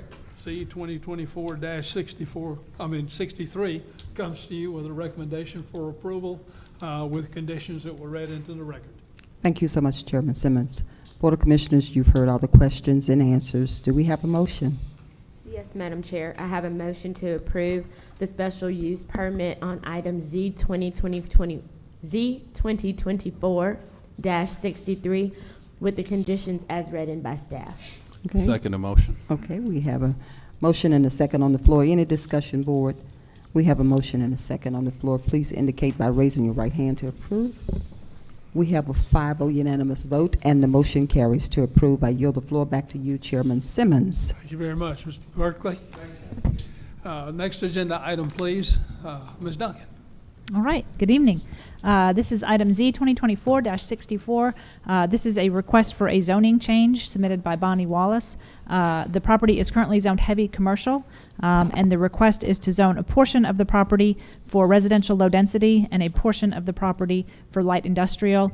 The residential low density would accommodate a residence that is on the front part of the property, and the light industrial would accommodate heavy truck parking in the rear. This is in Commission District Number 4.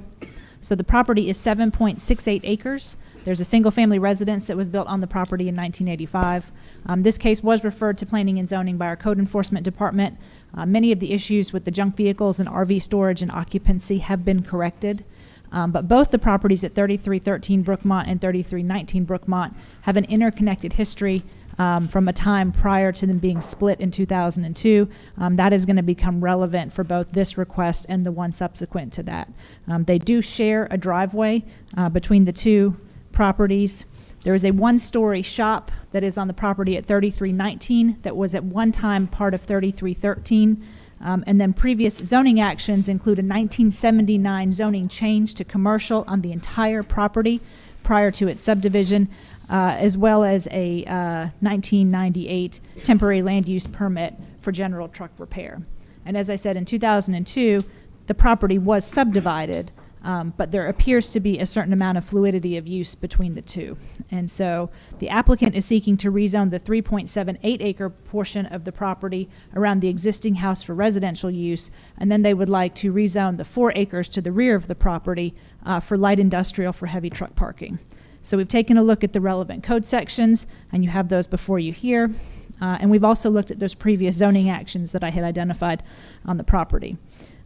So the applicant would like to be able to reside in the house and then use the rear part of the property to allow tractor trailers to be parked. There's no evidence that any of the previous zoning actions contemplated any of the heavy truck parking as a commercial use on the property. There were commercial uses that were subdivided off with the property at 3319, but this property, the intent would have been for this to be residential. So there are no concerns from staff about the property being used in a residential low-density zoning district. Staff does not support the request for the light industrial. We've taken a look at the zoning criteria. We have found that the recommendation for residential low density is supported, but the idea of introducing a heavy truck parking lot into this area of the county is not supported by the zoning criteria. So if you take a look here, the parcel outlined in red, that's the subject property. And here's an aerial view where we have taken the zoning layer off so you can kind of get a feel for what's going on. You see the residential portion of the property up front, and then in the back you can see where there's sort of an improved dirt parking area that extends from 3319 over to 3313.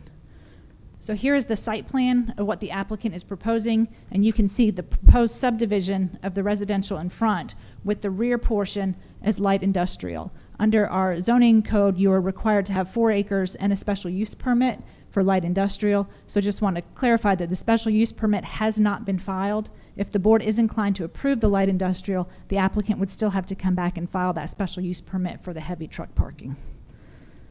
So here's a picture of the house. And then these are the photos that were referred to us by the Code Enforcement Department that does show sort of the current condition of the rear of the property. Again, there's a certain fluidity of use between 3313 and 3319, so I can't say specifically which of these vehicles may go for which use, but that may be a question you'd like the applicant to clarify. But this gives you an idea of what that rear portion of the property has been used for. So we took a look at the future land use map in the character area.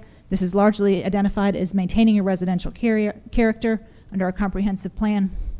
And so the staff is recommending denial of the rezoning request for light industrial, but approval of a rezoning request to residential low density for all 7.38 acres. So again, as we've identified previously, our findings indicate that the residential low density is far more in keeping with the purpose and spirit of the Unified Development Code and the comprehensive plan, and would not adversely affect public health, safety, or welfare. Now, in saying that, I do have 3 conditions that we would propose on the property. So again, the first condition we would say is that the use of the rear 4 acres for the truck parking shall be allowed to continue as a condition of the RLD zoning classification, so long as the applicant, Ms. Bonnie Wallace, resides on the property, right? So I just want to clarify, what we're recommending is that you rezone it to the residential low density, but recognizing that there has been a use that sort of seems to have been instituted almost 50 years prior, but has probably kind of exceeded the original authority and intent for the property. We're trying to kind of like split the difference there and say, as long as Ms. Wallace is residing on the property, they can continue to use the truck parking in the rear, but the zoning would be residential low density. The second condition is that driveway improvements for access to the rear of the property may be required by the Douglas County Department of Transportation. The property currently appears to retain a 10-foot wide easement from the adjacent property at 3319 Brookmont Parkway for access to their property. If DCDOT determines that this easement is insufficient to serve the use of the rear of the property, the applicant will be required to make any additional improvements, and failure to make those required improvements for the driveway within 6 months of this application may result in the application being presented back to the Board of Commissioners for a show cause hearing.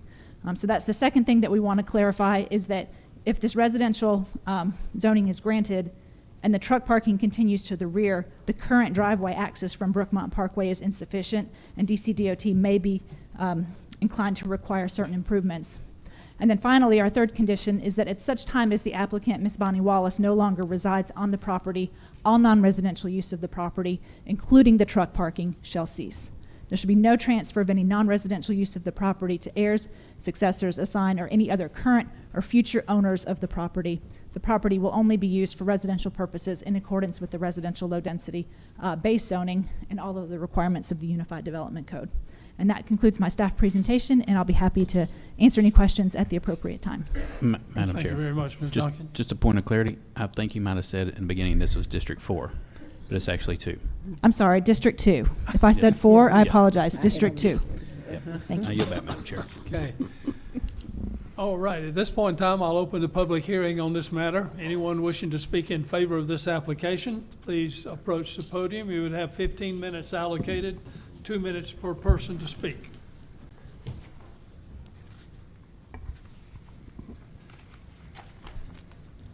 If you would state your name and address for the record, and then 2 minutes, please. My name is Bonnie Wallace. Pull the mic down, please. My name is Bonnie Wallace. I live at 3313 Brookmont Parkway. I've lived there since 1995, when we built our house. I've owned the property since 1979. And we do need the property. My husband passed away 5 years ago. I lost his income. I live on fixed income, and I need the income to help pay my taxes. So you get the government money back that I make from the trucks for the taxes on the property. So that's what I need it for. Okay. Is that it? That's it. Okay. Now, you heard the conditions that were I read heard into them. the record. Are you in agreement with those Right. conditions should this be approved? Yes. Okay. Thank you very much. Ms. Wallace, if you would take a seat, we may have some questions for you momentarily. Thank you. Anyone else wishing to speak in favor of this application, please approach the podium, state your name and address for the record, and then 2 minutes. My name's Megan Daniel. I live at 4921 St. John's Drive. I am Miss Wallace's granddaughter. The people who've been parking there have been parking there for years. They're like family. There hasn't been any complaints that we know of that there's any issue. They only have 7. She has 7 trucks that come in and out daily. 14 trucks total. The majority of her drivers are gone for weeks at a time. So I'm asking that this be approved on behalf of my grandmother. Okay. Thank you very much for your comments. Anyone else wishing to speak in favor of this application? Seeing no one moving, I will close the public hearing in favor and open the public hearing in opposition. Anyone wishing to speak in opposition to this application, please approach the podium. You two would have 2 minutes per person for an allocated time of 15 minutes. State your name and address for the record first. Yes, good afternoon. I'm Calvin Jobson. I own the residence, the shop, 3319, which is next door to this property. I have a commercial truck business there. It's a zoned high commercial. And Mr. Wallace has access from the street to her residence, a 10-foot span up to her driveway. Her husband was a gentleman, and we had a gentleman agreement. He could use property, no charges, no problem. I do repairs, whatever, no problem. But we have to respect each other's property and each other, no problem. It was fine. He died 5 years ago, and since then, it's like all hell broke loose. And I've been working with her, no charges, been a gentleman, help her wherever way I can, everything. But she has a mouth on her. I told her before, I work with you, I help you in honor of your husband's memory. But he got a brag of the tongue. She has a tongue that's not civil. She want to talk down to you anyway. I'm not the guy for that. I give you respect, you give me respect. It's that simple. But she crossed that line many times. Anyway, I've had incidents where she thinks she still owns the property. I've been driving here for 34 years, yes, but it's no longer yours. It's a verbal agreement, not written. You're not compelled to use it unless I give permission. But give respect. She has complained to her people who park with her, and I've had confrontations with them unnecessarily. I've had police there 5 times, including the chief himself, who came there and saw the situation. So if you doubt me, you can check with him. And he saw the situation himself. I've tried to work with her. 2 of her patrons threatened my life and tried to put a gun on me. I had to draw mine in retaliation for my life. But I told the sheriff, I know my rights, I can stand my ground and my property, and I will protect my life and my property. But I call him every time to keep the peace. No, I have no trouble with her having a business. She needs income, we all do. But she has no respect for anybody or anything. She thinks she's above the law. Every time I talk to her, oh, I was born here. I said, okay, I wasn't born here. But I don't mean I'm paying my taxes and I have a business. She doesn't respect anybody. And that's my problem. Then she have a family who want to get in my face. No, I don't play that. I hate to have the cops come here like I'm having a problem every day. And it's unnecessary. You got to stop. No, if she going to have, here this letter I got from you guys said, your property is not a part of this request. What she said. Time is up. Oh, it's like that, okay. Thank you. Okay, anyone else wishing to speak in opposition? Could you state your name and address for the record, and in 2 minutes.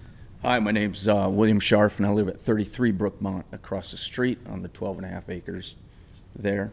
The area is primary residential. I don't want to take away from anybody's way they make a living or anything, but those roads aren't set up for those big trucks, and the roads are in horrible condition.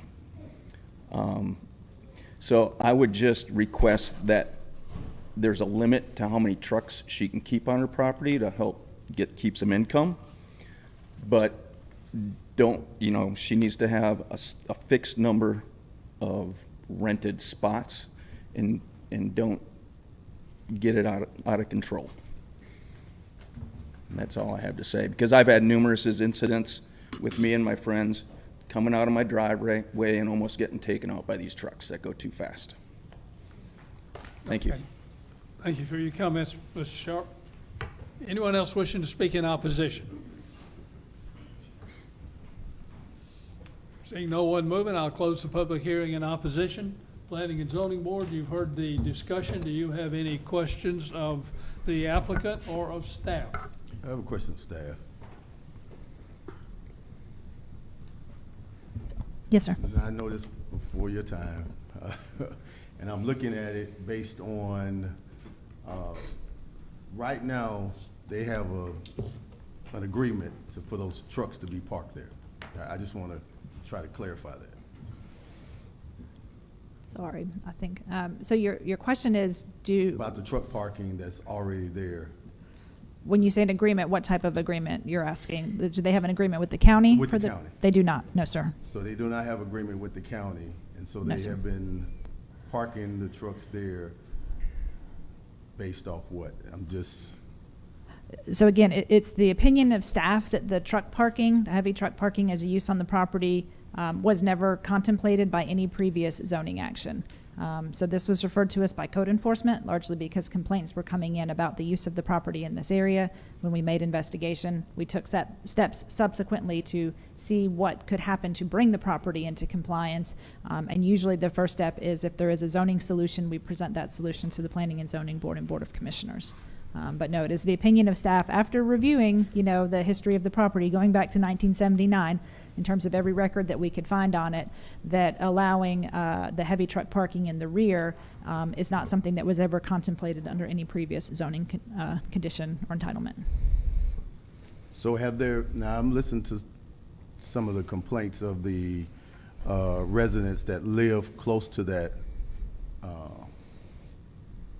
Do you know of any reports from law enforcement, or I know several of them making accusations that there were law enforcement being called out there for different reasons.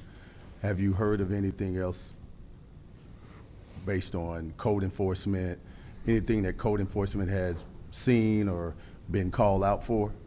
So the record of the code enforcement action is included in the staff report. Okay. And then similarly, the record from the Douglas County Sheriff's Office is included. The Douglas County Sheriff's Office did not disclose any previous call history or records of any issues of that type on the property. And we did not seek any kind of records request to substantiate any complaints of law enforcement involvement there. Okay.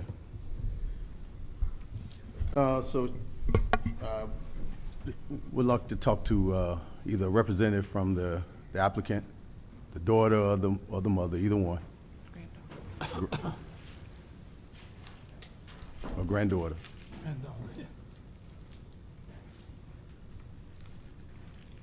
Yes, sir. Do you live at that residence, or you No, just I visit? do not live there with her. I live down the road, and I work from her home daily. I work from home, and I stay there and I work from her home to take care of her. So you stay there, so you have some idea of what goes on with the trucks that's being parked? Yes, sir. Okay. So how many trucks are there now, presently? So presently, I believe there's 13 or 14 trucks. Only 7 come in and out every day. Most of the trucks are gone for weeks at a time. And then there's 2, maybe 3 trailers that stay there that aren't attached to trucks, that just stay there. But there's only 7 that come in and out on a daily basis on her property. So how many have you had there at one time that you can recollect? The most that was there, maybe 18, 19. Now, I know we talked about, she brought it up, income. So since you are having truck parking there, what are the rates that you're requiring them to park there? If you could, 75. 75 a night? No, a day? no, a month. A month? Yes, sir.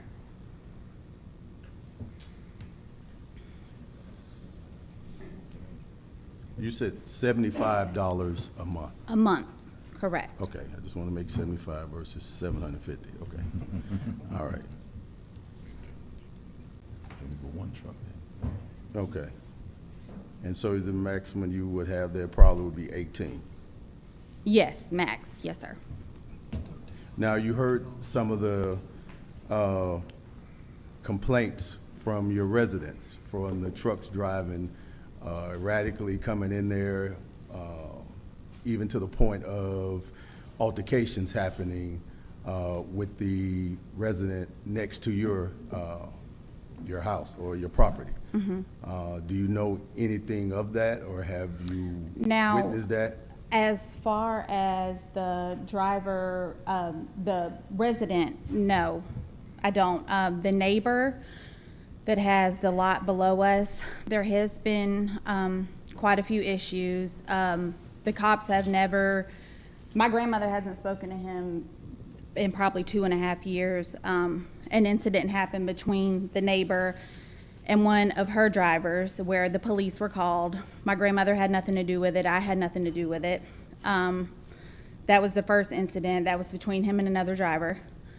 The second incident was between one of his drivers and one of our drivers. None of us had anything to do with that. And the third incident was my uncle was moving rocks off the property that our neighbor had put on there, and they got into a verbal altercation because there's been an ongoing feud for the past 4 years about trucks of the neighboring property being parked on my grandmother's property, and then we had surveys, and he doesn't agree with the surveyor. So when my uncle moved the rocks, he called the police. The only reason my uncle did get arrested that day because he had a warrant for a violation of probation, but he didn't get arrested due to anything that happened between him and the neighbor.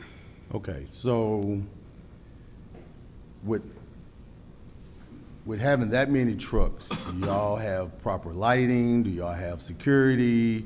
Do y'all have the things that we require here to have when you have a facility which is in a residential area?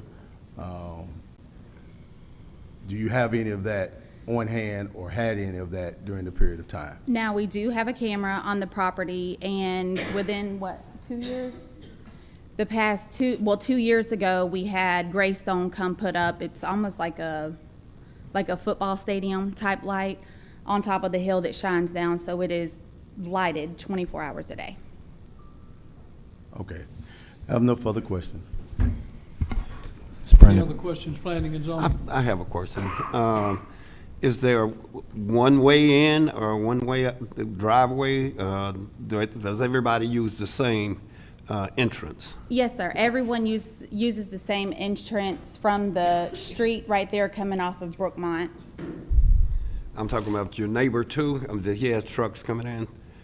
Yes, sir. Everybody uses the same driveway. Any other questions? This is Brandon. I got a question for the granddaughter. Yes, sir. You said you moved there in 1995. Did I hear that correctly? No, 1985. They purchased the property in 1979. The home was built in 1985. Okay. So Sorry, she had her dates, but she's been there since 1985, but they've owned the property since 1979. Got it. Perfect. Okay. Second question is for staff, real quick. Yes, sir. All right, staff, I understand the concept of grandfathering and kind of not really knowing the background of the zoning and how things happen here. But just give me a yes or no answer if possible. Is what's happening here right now legal? No. So there's no legality in operating a truck parking operation in this space. It's just happening. And in some regard, it's been happening. And now the ask is that the consideration from staff is that we continue to allow the grandfathering of this to continue to happen because of, are we asking for hardship? Is this like a hardship factor where we're asking to allow it to continue because of the hardship factor and knowing the conditions and the situation with the Miss Bonnie? Or, and if that's the case, are we planning to use any of that type of verbiage as far as hardship to continue to allow this illegal activity? Okay, so I think I'm following the question that you're asking, but essentially staff's position is that the property should be zoned residential for residential use. For something to be considered a grandfathered or a non-conforming is actually the word that's in our code. It has to be a lawfully established use in the first place. So we do not feel that there's any evidence in the record that having people pay to park tractor trailers was ever a legal non-conforming use to begin with. We do recognize that there has been some fluidity of the use between 3319 and 3313 over the years. In 1998, there was a temporary land use permit granted for a truck repair for a small number of vehicles by local folks who wanted to work on their own trucks on Friday, Saturday, and Sunday evenings, as was reflected in the minutes.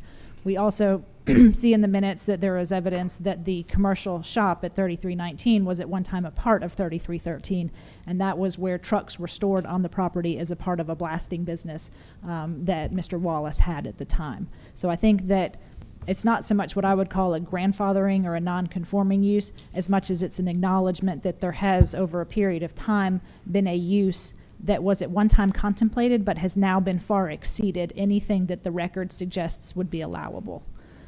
So in recognition of that, what we're proposing is that you go to the residential low density and then allow that use to only continue for the amount of time that Ms. Wallace is on the property. If you are not inclined to approve with that condition, if you just wanted to zone the property to a residential low density, without that condition, the use should cease immediately for using the property for the truck parking. And then if you are inclined to improve the request to do the rear portion as a light industrial so that the truck parking can continue in an appropriate zoning classification, be aware that, as was identified in the impact statement from the Department of Transportation, they're going to be looking for some significant improvements to be made to Brookmont Parkway out to Bomar, commensurate with what we would require of any light industrial property trying to make those improvements. And by improvements, you're saying they would have to pave that whole road? Donate right-of-way and upgrade the paving, I think, would be what would be expected. I can defer to DOT if you would like to know specifically what the concerns are about the road. No need. Okay, thank you. And then, is this legal that?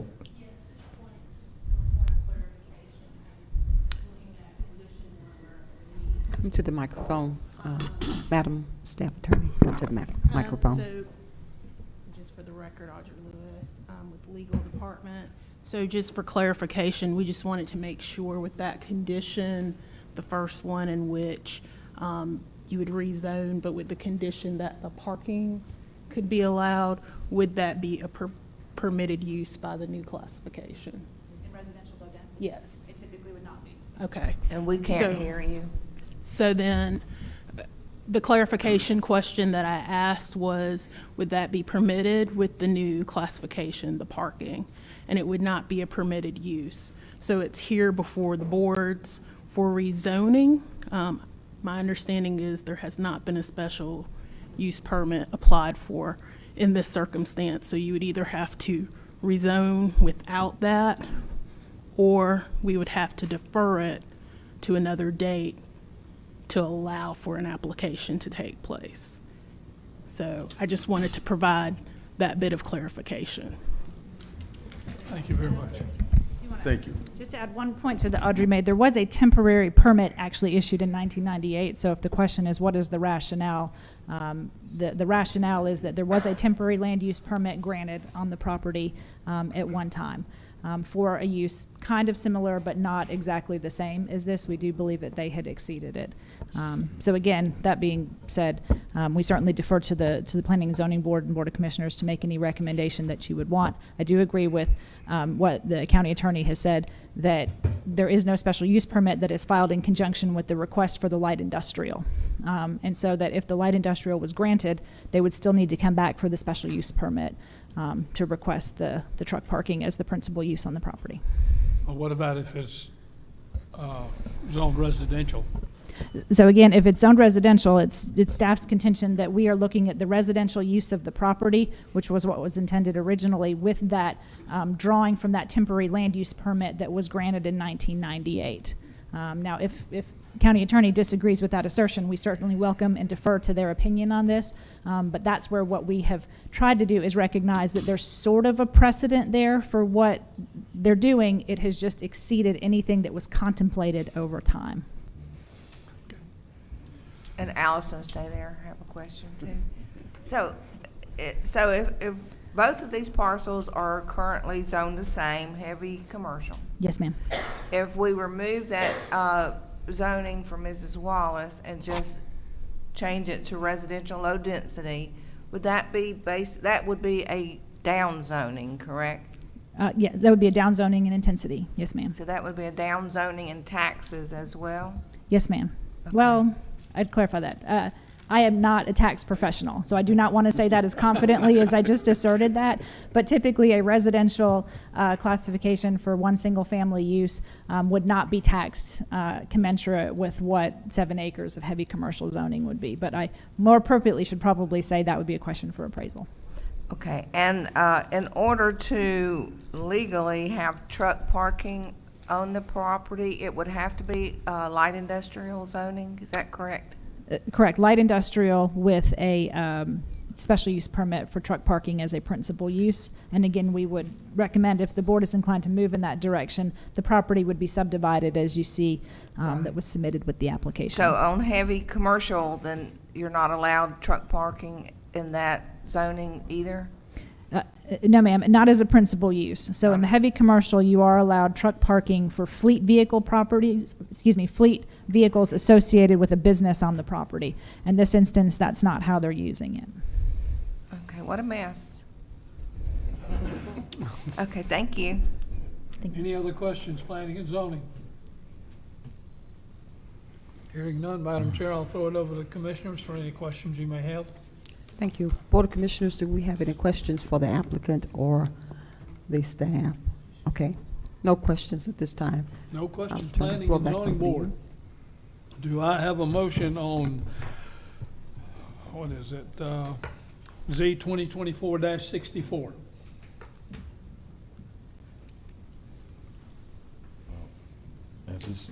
Well, this is a tricky one right here. So from the legal standpoint, what was the recommendation? Attorney Lewis, I believe you're coming back up. No problem. Okay, thank you.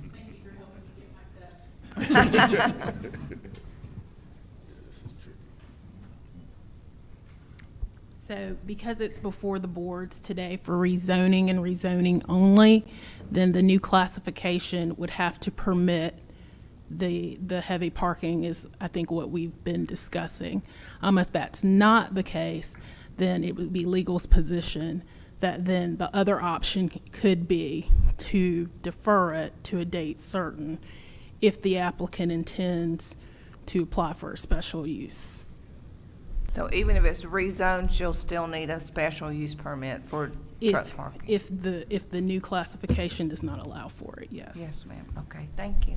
Which would mean light industrial, because there is no special use truck parking in residential. Right. And I think, as I understand it, I think what staff was saying is that there's been some, I guess, history of maybe that being used at some point in time, but to their point, and maybe mine as well, without any express grant of that, they would be well beyond the scope of what's permitted. And so it would be legal's recommendation to only approve for what the new classification would allow for, or allow an application for special use. Thank you. Thank you very much. Planning and zoning, do I have a motion? I recommend that we table this to the next, to give the applicant the time frame to apply for the permit, special use. Okay, if you would like to make a motion to table, that would be to the December 3rd regular meeting. I will table to December 3rd to give the applicant time enough to get some things worked out, and well as us as well. So I recommend we table it to December 3rd. Okay, I have a motion to table till December the 3rd, 6 p.m., 2024. Do I have a second? I have a motion and a second. Do we have any discussion? Hearing none, all in favor of the recommendation to table Z 2024-64 until December the 3rd, 2024, please signify by raising your hand. All opposed? Thank you very much. Madam Chairman, Z 2024-64 comes to the board with a recommendation to table until December the 3rd, 2024, to allow them time to work out the details here. Thank you so much, Chairman Simmons. Board of Commissioners, you've heard all the questions and answers. Do we have a motion? Yes, Madam Chair, I have a motion. I motion that we approve the rezoning request on Z 2024-64 and reclassify this parcel in its entirety as residential and deny any request for it to be bifurcated to permit light industrial. Second the motion. Okay. Board of Commissioners, we have a motion and second on the floor. We have a motion and a second. All in favor, please indicate by raising. Discussion. Any questions? I didn't ask that. I'm so sorry. Any discussion, board?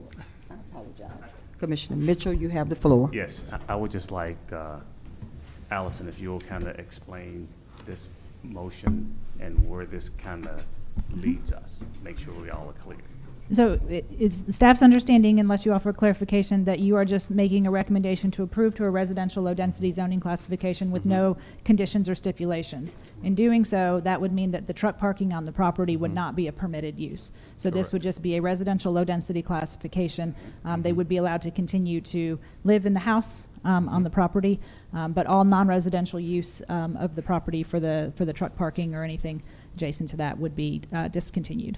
And if that is the intent of the motion in the second, that is staff's understanding. Yes. And I just wanted to state that for the record so we can exactly make sure that we understand the motion that's being made. Okay, thank you. I yield back, Madam Chair. Okay. All right. Any other discussion, board? We have a motion and second on the floor. All in favor, please indicate by raising your right hand. We have a 5-0 unanimous vote, and the motion carries. I yield back the floor to you, Chairman Simmons. Thank you very much, Madam Chairman. Our next agenda item, please. Is All that right. yours, Ms. Duncan? It is. All right. Next agenda item is S 2024-65. This is a request for Mr. Calvin Jobson. This is a special use permit to allow outdoor storage in the heavy commercial zoning classification located at 3319 Brookmont Parkway. The lot size is 12.2 acres, located in Commission District Number 2. All right. So you've heard a lot of the history of the 3313 and 3319. So for the sake of time, I'm not going to get into a lot of that. But speaking specifically to this parcel, it does contain a commercial building with areas of largely unimproved parking. Portion of the property was a former fishing lake. That was where that 1979 commercial zoning came into play. The dam has subsequently been breached probably sometime around 2000. So this is still a very low-lying, flood-prone area. But again, as with the case at 3313, this was referred to as by code enforcement. Many of the issues with the junk vehicles and the truck repair have been corrected, but there is still an outstanding issue with the storage of construction materials on the property. So the applicant has filed the special use permit request to be allowed to store his trucks and construction materials on his property that are associated with his business. So again, the same analysis of the relevant code sections and the prior zoning actions. And as we had discussed, this had previously been the shop that was part of the home-based business. As we move forward in time, I'd like to share the images of the property because this shows you, again, the gravel parking lot. It shows the shop building. At the time that code enforcement made their inspection, there was, again, some heavy truck parking out there. There were junk vehicles. There was a truck repair of vehicles that were not part of the applicant's fleet. So all of that has been corrected, is my understanding, but those would be uses that we would not want to allow to continue. So here are some of the additional pictures of what code enforcement found on the property. As you can see in this photo, the stockpiling of the dirt and the construction materials, that's specifically what the applicant is here asking the special use permit for. So underneath the heavy commercial zoning classification, the use to have his construction business with his fleet vehicles parked on the property would be allowed. But when you start getting into outdoor storage of materials, that's what he needs the request for the special use permit. So again, we did analyze same criteria here that applies. In this one, we are recommending approval of the special use permit. The findings are similar, though the use is not strictly compatible with the comprehensive plan and the future land use map. It is the results of legacy zoning decision, and we recognize that this was a non-residential use of the property for some time. We do think that the granting of the special use permit will not pose a substantial detriment to public health, safety, or welfare. We are proposing some conditions. So number one, the current use of the property is for a trucking company with fleet vehicles used as a contractor's or developer's office. The approval of the special use permit allows for outdoor storage of materials such as topsoil, dirt, gravel, landscaping, pavers, tiles, and similar items used in conjunction with the existing business. No other uses allowed on this property without first applying for and receiving zoning entitlement to alter or expand the uses on the property. Third condition, at no time shall the property be used for commercial truck parking for non-fleet vehicles. commercial truck repair, for non-fleet vehicles, storage of junk vehicles, storage of trailers, or warehousing. And then finally, the applicant must present their site development plan to the Development Review Committee within 3 months of the special use permit approval. All required improvements based on the agency impact statements and additional review of the site development plan must be made within 12 months of the special use permit approval. Failure to make any of the required improvements within 12 months may result in the application being presented back to the Board of Commissioners for a show cause hearing. And that concludes my report, and I'm happy to answer any questions at the appropriate time. Okay, thank you, Ms. Duncan. At this point in time, I'll open the public hearing. Anyone wishing to speak in favor of this application, including the applicant or anyone else, please approach the podium. You have 2 minutes per person. Yes, sir. Yes, sir. I want property in... Please state your name and My address for the name is record. Calvin Jobson, 3319 Brookman Parkway, Jobson Trucking LLC. I do hauling also for the construction industry. And sometimes I have to deal with dirt, rocks, and landscape material. I do need somewhere I can store temporarily to move on again from one job maybe to the next. So it's not about an eyesore. I bought property 2018. I've been cleaning property. They came in and they said they saw a few trucks that were on a mobile. I had them towed away. I've been cleaning up constantly. Anyway, this is a picture of the area, 2 areas I have that's cleared and ready for the material. And I keep it confined to a certain area. I'm about to put a barrier behind it to make sure that it don't overspill anywhere. But I'm working on it. It's a daily process, and I'm getting there. I invest in equipment to move the material around. Close to $100,000 Bobcat, and I've been cleaning it up. I constantly stay on it, and I have no issues with anybody with it. I have my neighbors in the neighborhood who need soil, and they get it cheap or sometimes free. I'm helping with my machine to do what they got to do. So I don't see why anybody should oppose it, because it's beneficial to them. I rest my case at that. Okay. A few pictures you saw was not my property. It's in the back. A few pictures there I disagree with. It's in the back, which belongs to Ms. Wallace. Mr. Jobson, do you agree with the conditions that were read into the record? Well, I didn't hear everything clearly, but I'd like to get it in writing so I can review. But if you guys are fair, I don't see a problem going by rules and regulations. Okay, didn't you get a copy of them in your report? Yeah, you got, when you got the report from zoning, they were in there. Oh, yes, sir. Yes, I thought it was something different. Yes, sir. Okay. And I do agree. Okay. Not a problem. All right, sir. Thank you. Yes, sir. I wish I had more time on the former case with Ms. Wallace. I could say something more to probably help her, but at the same time, clarify something on my end. Okay. Well, we may have some questions in just a minute. No, sir. I'll be right here. Okay. Anyone else wishing to speak in favor of this application? Seeing no one moving, I'll close the public hearing in favor and open the public hearing in opposition. Anyone wishing to speak in opposition, please approach the podium, state your name and address for the record, and then you have 2 minutes, sir. I don't have any opposition in principle of what he's doing, but if you brought up the map, you'll see that a large part of his property is a wetland area that's right along Beaumar Road, and he has started to cut a road and encroach on the wetlands with that. I just want to make sure that you're not going to fill that all the way in and put all that material right there on Beaumar Road. If you're putting it all the way in the back of your property and we can't see it, behind your building, that would be just fine. But that property line along Beaumar Road is all that floodplain. And I just don't want him to fill that in and start stockpiling right across my driveway. Okay. Okay? William Scharf, 3350 Brookmont. Okay, Mr. Sharp, thank you. Okay, anyone else wishing to speak in opposition? Seeing no one moving, I'll close the public hearing in opposition. And now, planning and zoning, do you have any questions of the applicant or of staff? This is Rob Thomas. I have a question for the applicant first. Yes, sir. So it's currently zoned heavy commercial. Yes, sir. And therefore you can hold up to a certain amount of fleet vehicles in that zoning. How many vehicles do you have? Okay. I own 2 trucks myself.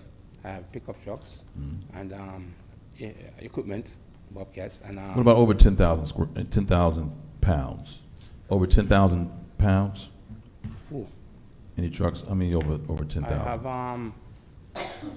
let me see. I rented out half of the shop, and that gentleman he dispatched trucks, so he has his trucks that come in for servicing on a regular basis. So he it fluctuates, depends on him. Sometimes it's like about 5, sometimes it's 10, sometimes it's There are it goes and comes. There are limits to how many you can have in a heavy commercial, even as a fleet vehicles. Yes, sir. I believe it's 6. Is that right? 5. Okay, there's 5 vehicles that you can have that's over 10,000 pounds. Okay, sir. Now, box trucks or other little equipment less than that won't be a factor. But anything over 10,000, semis, that type of thing, you can only do up to 5 in this zone. Okay, does that cover what do you call the boxes? Because, well, the box trucks, it was again. No, that's the boxes. Not the trailer, the containers.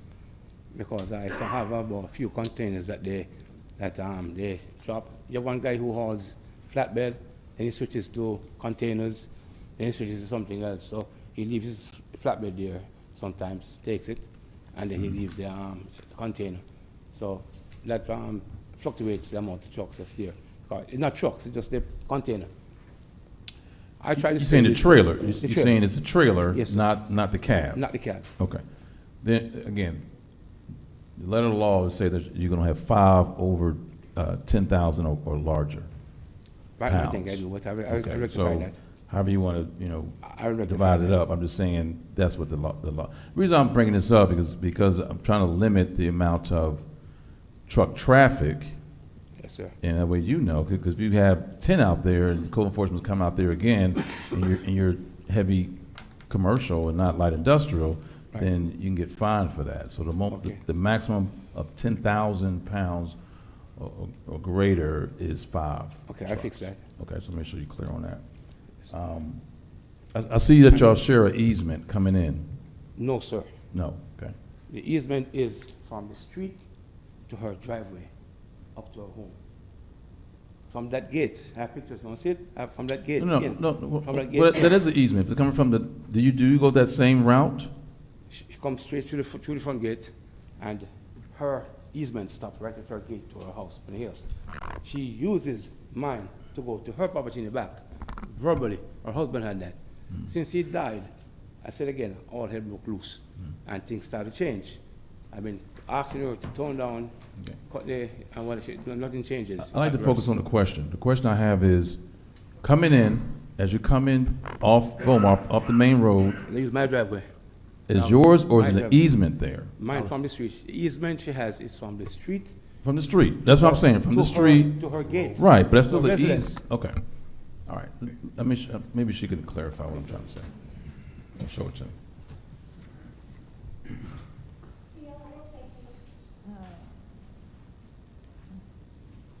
Sorry, my old eyes. It's going to be very hard to read, but just to confirm what Mr. Jobson is saying, both the deed and the plat do reflect that there is a 10-foot easement. I don't know if you'll be able to see it on the screen. It's in the upper left corner.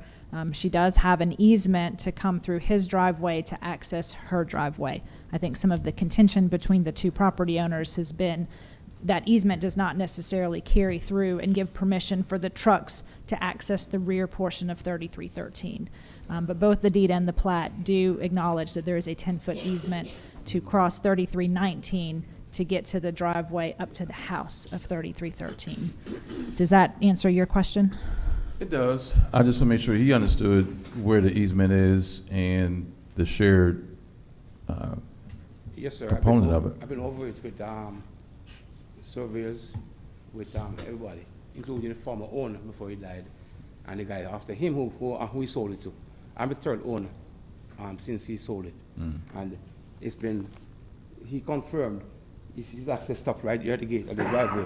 She has access from here on the road up to her residence, not to the back of the property. That's all verbal, with limitations and with an agreement to respect each other's line, property, and everything. But that's through the window. since he died. I've been like public enemy number one, and I've done a lot to help and assist. As an older person, I give her respect for that, but she doesn't respect anybody or herself, and that's the issue right here. I cannot allow it to continue.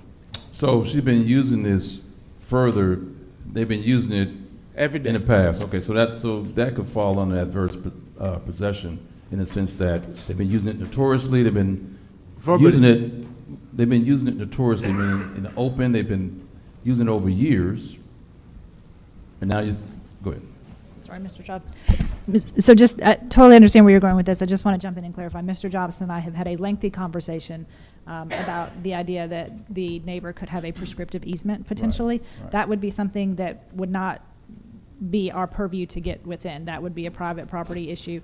And we have advised Mr. Jobson and or Ms. Wallace that they would need to sort that out through an attorney. But whether or not they would have a prescriptive easement to the access of the back of the property, that's really not a consideration even for staff or the planning and zoning board. That's a private property issue. But I certainly understand where you're going with that. And Mr. Jobson and I have had that conversation at length. So. Okay. I'll I'm leave that. willing to work with her, Okay. but I'm saying it's becoming impossible. Police reports right there. I'm a former cop. And when cops come to me, it's for, hi, hello, how you doing? Not to come here to deal with issues concerning threats and all that. Okay. I have a business running. I want to keep a clean, circumspect name. The chief himself came there and saw the situation. Mr. Dobson, I feel your pain. Do the right thing. I can't tell you what to do. You do the right thing. Well, that's something y'all need to work out, like Allison said. Sir, it's impossible. You can't talk to a lady. Because verbal doesn't work in real estate. I mean, it has to be something in writing or easement or what have you. But nevertheless, that's outside the scope of what we're doing here. I don't want to go too down that rabbit hole right now. But nevertheless, bless you. So, one thing. So you're on 12 acres, 12 and how much of that is wetland? It used to be a lake. A lake, here. yeah. Her husband's dad. It used to be a solid ground. Mhm. He dredged it, created a lake. Okay. And everything. And anyway, 2008, it broke, level broke. Mhm. And the guy who owned it then did not repair it. Even I tried to encourage him. Mhm. When he lost it, I came in and purchased it. I came to the city and tried to see what it takes for me to rebuild the lake. And they were saying, I got to go to the Army Corps engineer, I got to speak to their engineers, talking about 12, 15 grand. But then I went and talked to a gentleman who was at the office first. He said, it's already been grandfathered in. All I need to do is come to you guys and say, P&Z hey, board, if I may. I need, If I may, out of respect and time for the remaining applicants, I feel like we're getting slightly far afield from what the actual request is. Okay. Yeah, I agree. Okay. So of the 12 acres, so you have room to put this storage out? yes, sir, you can come and see Some it. is it going to be the wet? My question is it going to be on wetlands? Is it going to still be on non-wetland? There's a creek that runs in the back that comes to the retention pond. Mm-hmm. I spoke to the city about that because I was told that the city has a hand in that and they'll probably assist with the cleanup of that. But then I want to go back on my own and rebuild the lake. It won't be as big as it was before. Too small. So you have room to store this? Yes, sir. Flat with outside area, of the wetlands? Okay. Yes, that sir. would be my question. I won't do that, sir. Okay. And I will not dump any gravel in the wetland or fill where I shouldn't fill. I understand. I don't do that. Okay, well, I yield. Thank you. Okay. Any other questions, planning and zoning? Hearing none, Madam Chairman, I'll throw it to commissioners for any questions you may have. Okay. Any questions, commissioners? Okay, we have no questions. I yield the floor back to you. Planning and zoning board, do I have a recommendation on S 2024-65? Brandon Penham, I make a motion to approve application S 2024-65, a special use permit to allow outdoor storage in the heavy commercial zoning located at 3319 Brookmont Parkway. I second that, Mr. Chairman. With the conditions as read by staff. All right, I have a motion and a second. Do I have any discussion? Hearing no discussion, I'll call for vote. All in favor of S 2024-65 approving, please signify by raising your hand. Thank you very much. That's unanimous, Madam Chair. S 2024-65 comes to you with a recommendation for approval with the 5 conditions that were read into the record. Thank you. I'm sorry, 4. Okay. Board of Commissioners, you heard the questions and answers. Do we have a motion? Yes, Madam Chair, I have a motion. I move that we approve S 2024-65 with the conditions as read by staff, and an additional condition that there maintain at least 50-foot buffer between any outdoor stored property and the wetlands that are present on the property, and that no outdoor stored materials be visible from the front of the property. Okay, do we have a second? Second. Ooh, what's the choir stand? All right, we have a motion and a second. Any discussion, board? Yes. Commissioner Mitchell? you have Yes, the floor. just one. And Allison, I think you probably want to get with the applicant to make sure we're clear. Okay, that he's clear in understanding the easement and what that really is. And then on the Bomar side of it, that we're clear that nothing will hit that buffer, that nothing happens on that storage side of Bomar. So I don't know, how do we condition that with what we have here on, or what do we need to do at that point? Right, so as a reminder, this did come to us through code enforcement, and part of that code enforcement review, our county engineer and his development inspectors were included in that in regard to the storage of materials on the property. So again, if we understand it is the will of the board to allow this use to go forward with their special use permit, he's still gonna have to meet all of the requirements of the development review committee, which would include the site inspections by our So it'll development get caught up planners. in that, it'll get caught there. Yes, sir. Okay, as long as we're clear, okay, outside of that, a second, and I yield. Okay, Yeah. we have a motion and a second on the floor. All in favor, please indicate by raising your right hand. We have a 5-0 unanimous vote, and the motion carries. I yield the floor back to you. Thank you very much, Madam Chairman. Mr. Jobson, thank you.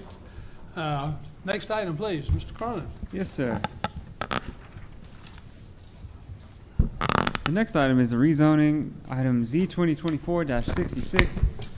This is a request for a rezoning from residential agricultural to light industrial for warehouses located at 2340 Strawn Road in Winston. This lot is 8.24 acres in Commission District Number 4. Property is currently vacant and heavily wooded. It's a part of the Winston Farms neighborhood.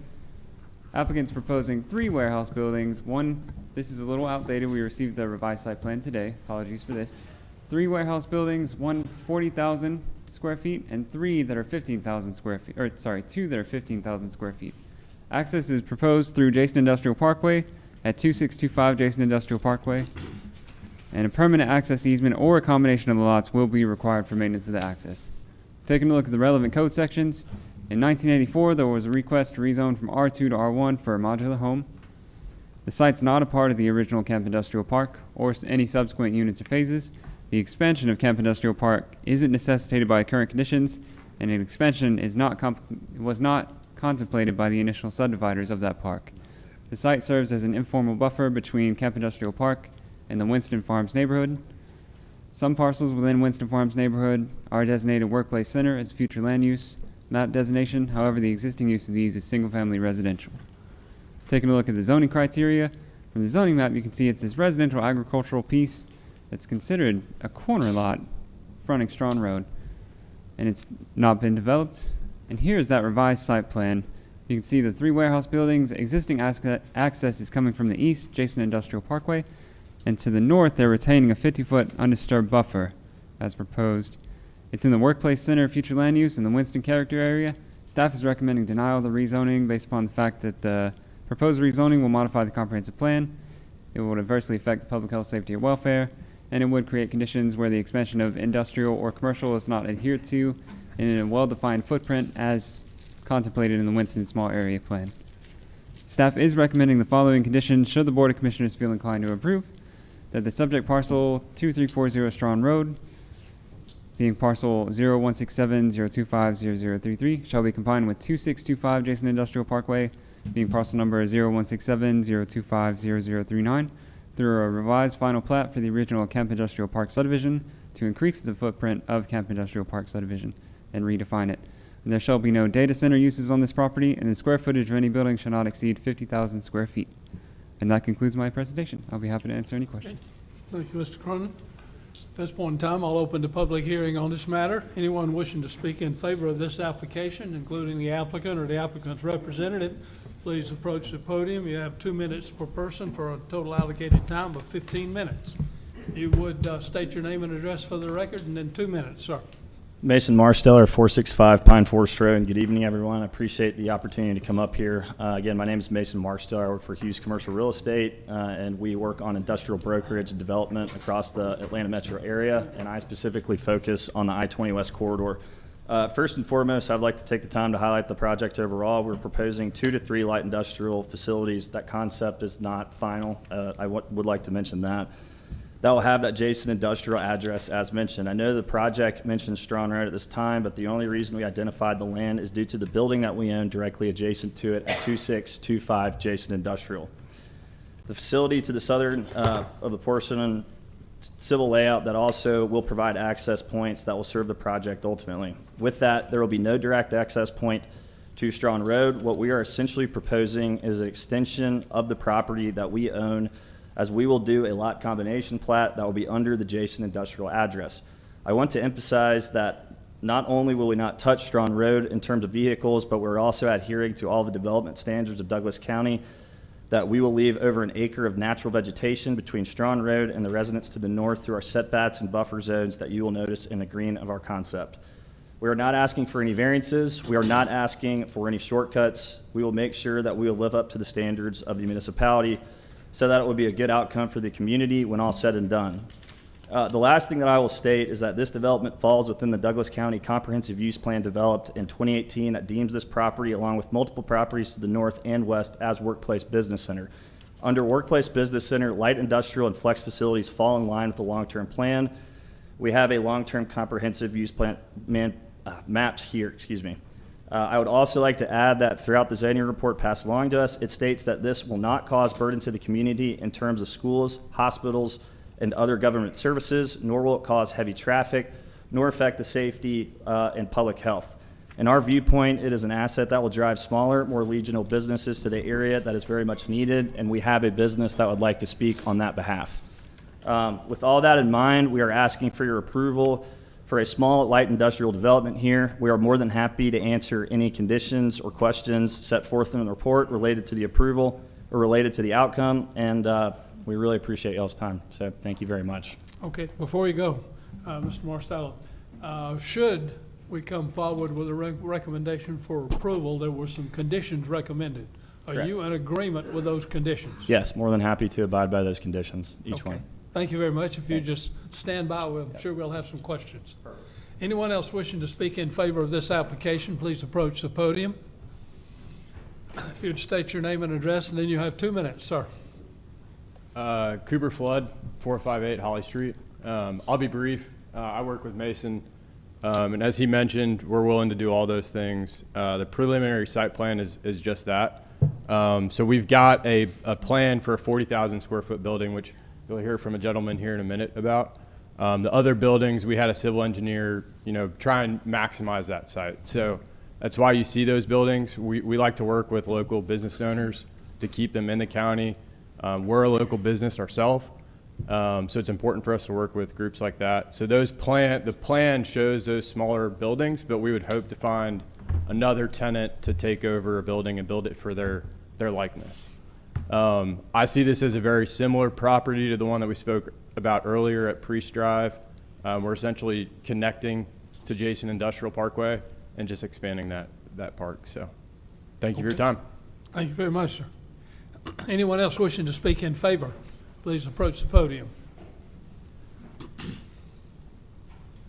You would state your name and address for the record, and then 2 minutes, sir. Yeah, good evening. My name is Bob Van Order. P.O. Box 27 is the business address in Winston that we use. Company is Red Rock Custom Carpets. We've been in 42 years in Douglas County. We hope and want to remain here for the benefit of the business and the employee workforce. We currently operate in 18,000 square feet, and have been looking to expand into the 25 to 35,000 square feet arena. I have been looking for such building for over 4 years, and unfortunately we've run into a lot of large distribution type business buildings that have been erected in the 200, 300,000 square feet. And for a small business owner who I want to grow, it's been really tough trying to find something like this. So I was introduced about a year ago to Hughes Commercial, and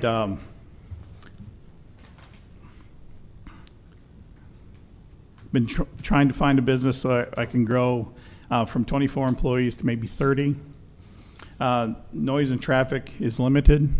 About four to six trucks enter our facility a day. Our noise created is about that of a vacuum cleaner of the machinery that we use, maybe a garbage disposal. I don't want to disrupt anybody's life. I'm glad we have a concept with buffer, but I need some more floor space to continue growing our business and to serve the county and our employees. Thank you. Great, very good. Thank you very much for your comments. Anyone else wishing to speak in favor of this application? If you would approach the podium and state your name and address, then 2 minutes. My name is Beverly Sumter. Address is 6827 Robinwood Trail here in Douglasville. And I am the owner of the property that we're speaking of. And this property has meant a lot to us as a family, the Sumter family, but we weren't willing to sell the property to anybody. We tried to get it rezoned before for about a few years ago, maybe 5 years ago, for us to put a HVAC building on it. And what we were going to do was to also put in a 2-3 acre park on one end, because we respected the integrity of the community and Strawn Road community, and that it was already a well-established community, and we were going to do that. But obviously we didn't make all the necessary passes, so it wasn't approved. So what we did as a family, we said, okay, we're not going to sell this to anybody because we respect the fact that they wanted to maintain the integrity of that community. So we said, okay, we need to have the right person to do that. So for us, it wasn't a matter just to dump the property, get the money, and run. We said we needed to have somebody who was already vested in the community to try to respect what the established residents had already put down already. And so Mr. Marcella was the first person who came to me in person and came to my house in person and said, this is what we'd like to do. Are you willing to sell to us? There were just dozens of people who came and wanted to do that, but they were outside developers. And I said, they're not going to respect what the community, what this neighborhood wants. And so because they came to me and they said, this is what we're going to do, we're going to lay it out, we're going to put it in writing, and we're going to go forward with it. I says, okay. So we've been at this since April, sometime in April, in order to get this done. And so this is why we're here now, to say, okay, this is what we're trying to do. We're trying to respect what you all want as a neighborhood, and still yet, because they're not going to bother Strawn Road, they're coming in from their side because they're already there. And that was it. So thank you very much. Thank you, sir.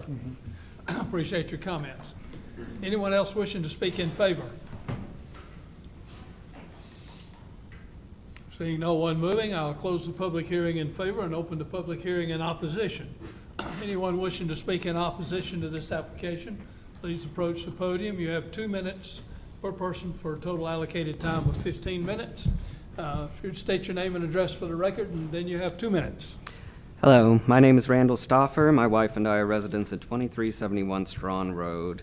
I tried to get this submitted to the official agenda, but ran into some emailing issues. It was a bit of a shock to see the rezoning signs put up right across the road. I'm relieved by the turnout of other concerned neighbors who share the sentiment of preserving the integrity of the residential area. We have organized a communal petition with 30 signatures that I have with me today to show the level of opposition present to this potential rezoning. I would like to assert a few critical points. Development should not supersede infrastructure that is supportive of it. Business and industry should not take priority over the health, safety, and happiness of the community. And land that is currently zoned for industrial use should be used before further conversion of residential resources is considered. This is the petition. We got 30 signatures on it. All residential plots on Strawn Road share the residential low-density zoning. I believe Strawn Road is already overused for its level of development. The residential portion of the road has no sewer access, no stormwater management, no fire hydrants, blind curves, narrow points where the usable road width is less than 18 feet, low-hanging utility lines, and a steep grade hill. The gravel quickly erodes with traffic and rain, causing troughs, grooves, and potholes. The road maintains a persistent layer of gravel dust which coats all vehicles and surrounding foliage and property. This is notably worsened in my lifetime with an increase in mail, delivery, local, commercial, and commuter traffic. It is in my own experience that the rural quality of the road and the signage to prohibit truck traffic do not present a significant deterrence to limit the road to residential use. These issues remain present to worsen as Jason Industrial Parkway is fully developed and with the creation of the Workplace Center. Clearing this lot for development will also adversely affect the outside aesthetic of residential properties, not only from the general visual incompatibility of business and residential properties, but also from an increase in source points for commercial and industrial noise pollution. This will also amplify existing sources due to a significant loss of trees and an increase in flat and hard surface space. This development would directly impact the frontage of 5 residential properties and greatly affect the adjoined property, which has a home neighboring the intended location of development. I picture that as impacting 6 families. This potential development and future developments will place additional strain on a rural residential area with bare bones infrastructure. I've already seen a large influx of displaced wildlife from nearby developments along Veterans Memorial Highway. Neighboring residents have expressed concerns to me about, I'll wrap it up real quick, really quick. I want my child to be able to grow up and appreciate the land in this area as much as I have. Many people chose this area for the appreciation of its rural appeal, and we don't want to see that change. Thank you for listening. Thank you very much. Anyone else wishing to speak in opposition? If you'd state your name and address for the record, and then 2 minutes. Hello, my name is April McCurley. I live at 2193 Strawn with my husband and 4 kids. If this zoning goes through and changes, according to the owner of the property, we will all be subjected to the sights and sounds of 10 acres being clear-cut and logged. 10 acres where there are populations of protected birds. We have owls, eagles, hawks, whose nests in that land will be destroyed. Instead of the peace and quiet that we are used to, we are looking, according to the property owner, at a minimum of 12 months of clearing, logging, and the construction of at least 3 large warehouses and their accompanying parking lots. Even after the project is done, our quiet neighborhood is going to be filled with the sounds of machinery, power tools, trucks. We're not sure who he's going to rent these warehouses to and what kind of work they're going to do. We're going to be subjected to an increase in noise pollution, light pollution from buildings and parking lots, and air pollution from the increase in traffic. The many employees of these warehouses, they're going to use Strawn Road. It's right next to it, and it's very much a shortcut. They're going to use it. This will destroy the integrity of a tiny rural dirt road that was not meant for anything except low-density residential. We all walk this road. Many of us and our children walk this road daily. Our children ride their bikes on it. Our road is barely big enough for 2 cars to squeeze beside each other. There are no lanes. There's poor visibility at many locations on it. It's going to be unsafe for us and our children to walk on the road in our own neighborhood. So I am asking, my family is asking, our neighborhood is asking that you please help us to protect a very special place in Douglas County with very abundant wildlife, a very special rural character.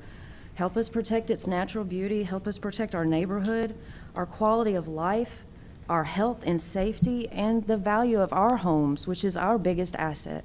Thank you very much. Thank you. Anyone else wishing to speak in opposition? If you'd state your name and address for the record, and then 2 minutes, sir. Good evening. My name is George Sconyers, 2290 Strawn Road. The property that's being proposed to be built would back up to my property. A 40,000 square foot warehouse is hard to hide in an area that is very beautiful. It's wooded. People come down the road and they say, I didn't know that there was a dirt road left in Douglas County. We love that. There are parts of the road that are only 18 feet wide. According to Douglas County DOT, they recommend a minimum of 24 inches with ditches on either side. We don't have that there. Strawn from Mountaintop is a cut through because there's a train. So these people going to this business are going to be cutting through that road, and it's already hard to even get a car up that steep road. It's rutted. The county can go back and look at the records that they've spent maintaining that road.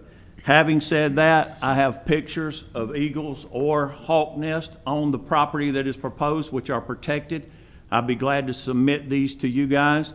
These are nests, and I have chickens, as many of my neighbors do, and we have hawks in abundance that nest in these areas. These are protected, and we want to protect that property. We understand the gentleman wanting to sell it, but we're wanting to protect our neighborhood. And industries that come in. I'm a business owner myself that I've been running here. I run a concrete plant. I bought this as a homestead for me and my family, not to see industry right next door to me busting us up. Thank you very much for your time. If you would like the pictures, they're here. Thank you, sir. Anyone else wishing to speak in opposition? I can make it here without falling.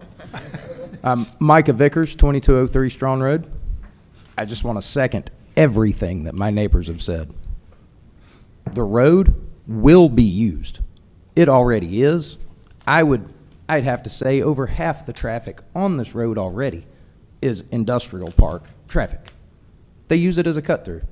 It's a cool place to go when they're on break and smoke cigarettes and eat their lunch and do whatever, and they cut through on their way back home in the evenings, and they cut through in the mornings. It's ridiculous. They will use that road. The wildlife. Where else are you going to find it in Douglas County? It's there. It's a little haven for us. That's why we bought this land. That's why we live there.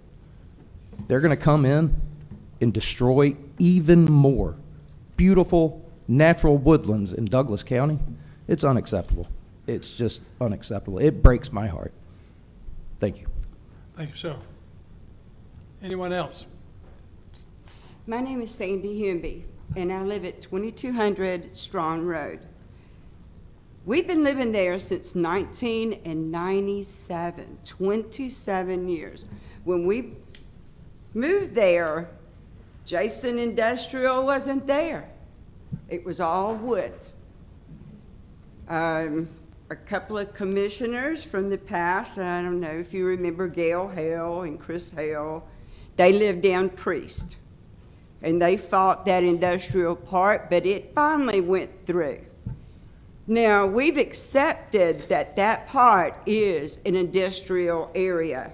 And y'all heard earlier and approved Dana Pilgrim's request to continue that area on Priest as industrial. We don't need another industrial on Strong. There are plenty of places in that park. And they say they have a buffer. It's not going to work. That piece of property is like a pie. It's wide on one side, narrow around the front toward the railroad tracks. But we do not need this. I have neighbors that would be walking out their door and seeing their building because there's not enough room for them to put the appropriate buffer. My next door neighbor, you're getting too close to his house. There's not enough buffer there. I would strongly advise you to deny their request. Thank you. Thank you very much for your comments. Anyone else wishing to speak in opposition? Yes, my name is Desiree Vickers. I live at 2203 Strong Road, and I do second everything else that's been said. I've got a daughter, and she loves to ride her bike down that dirt road, and it is wonderful. It is why we moved to that area, and we know there's the industrial park, and that's okay. They are on that side. They don't need to take the property on Strong Road. That is our buffer. We don't have anything else, and like Sandy said, it's not a big enough shaped piece of property. If they want to buy property, there's still property available on Jason Industrial. There is plenty there, and I'm pretty positive when I drove by there earlier today, they've got a for lease sign in their parking lot. They still have vacancies in the building that they are currently using. It is just unnecessary. It's just unnecessary. Thank you for your comments. Anyone else wishing to speak in opposition? State your name and address and in 2 minutes. Sorry, it's coming down. My name is Alexandra Ernest. I live in 2371 along with my husband, who is talking first. One of the things that he wrote down but didn't get a chance to say is, I think for me personally, what really kind of concerns me is that by not developing on Strawn Road and having it come from Jason Industrial Parkway, it's eliminating any need for any infrastructure for our road. And so if there was a fire, which statistically speaking happens a lot higher with warehouses, I would just be concerned that we don't have anything. And sure, they can try to bring some water in, but, coming to our home and we don't have the, appropriate infrastructure on our road to maintain our safety. And so I understand that, there's that intent in having it off of Jason Industrial, but it's still Strawn Road, even if it is coming from there. That's where they're developing on, and truly affects us the most. That's all I wanted to say. Thank you. Thank you for your comments. Anyone else wishing to speak in opposition?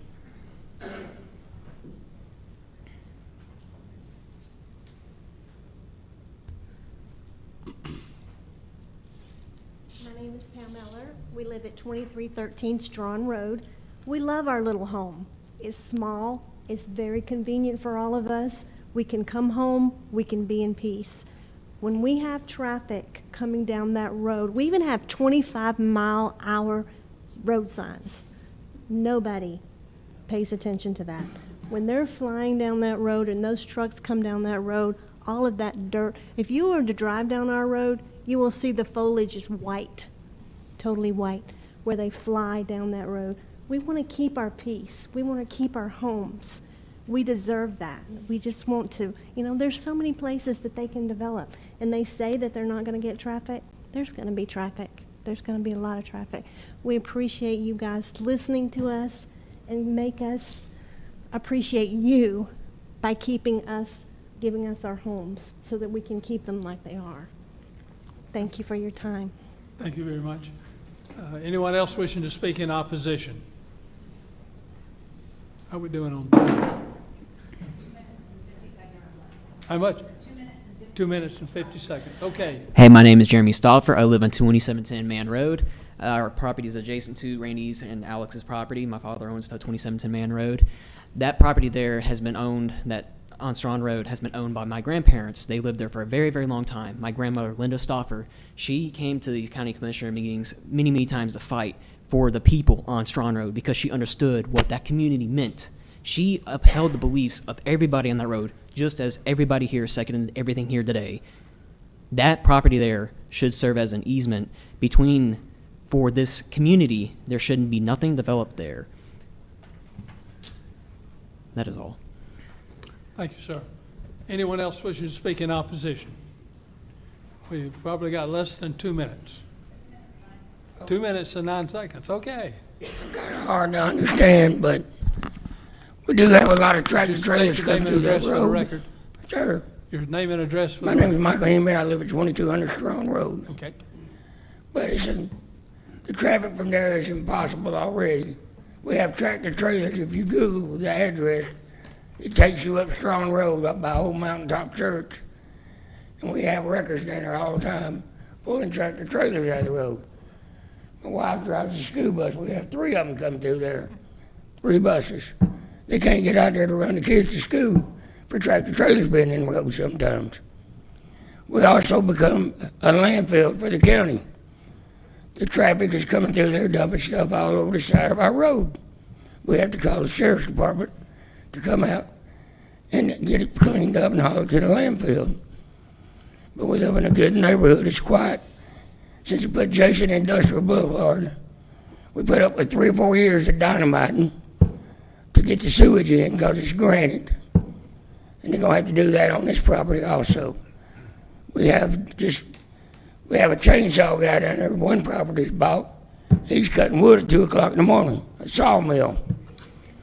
We also have one warehouse down there that's like a gun factory. There's machine guns going off. So one of them sounds like a cannon. This is 10, 12, 1 o'clock in the morning at night. And God knows what's going to happen with this new one.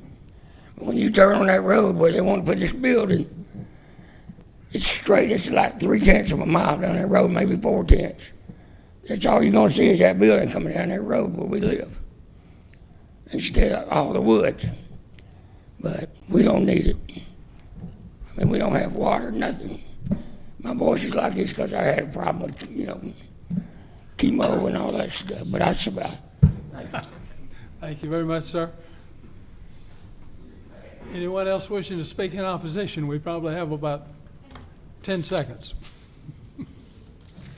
Okay, seeing no one move, I'll close the public hearing on this matter. Planning and Zoning Board, you've heard the discussion. Do we have any questions of the applicant or of staff? This is Rob Thomas. I have a question with staff first. Can you pull up the site plan, please? Yes, sir. Let's see. Here you go. Okay.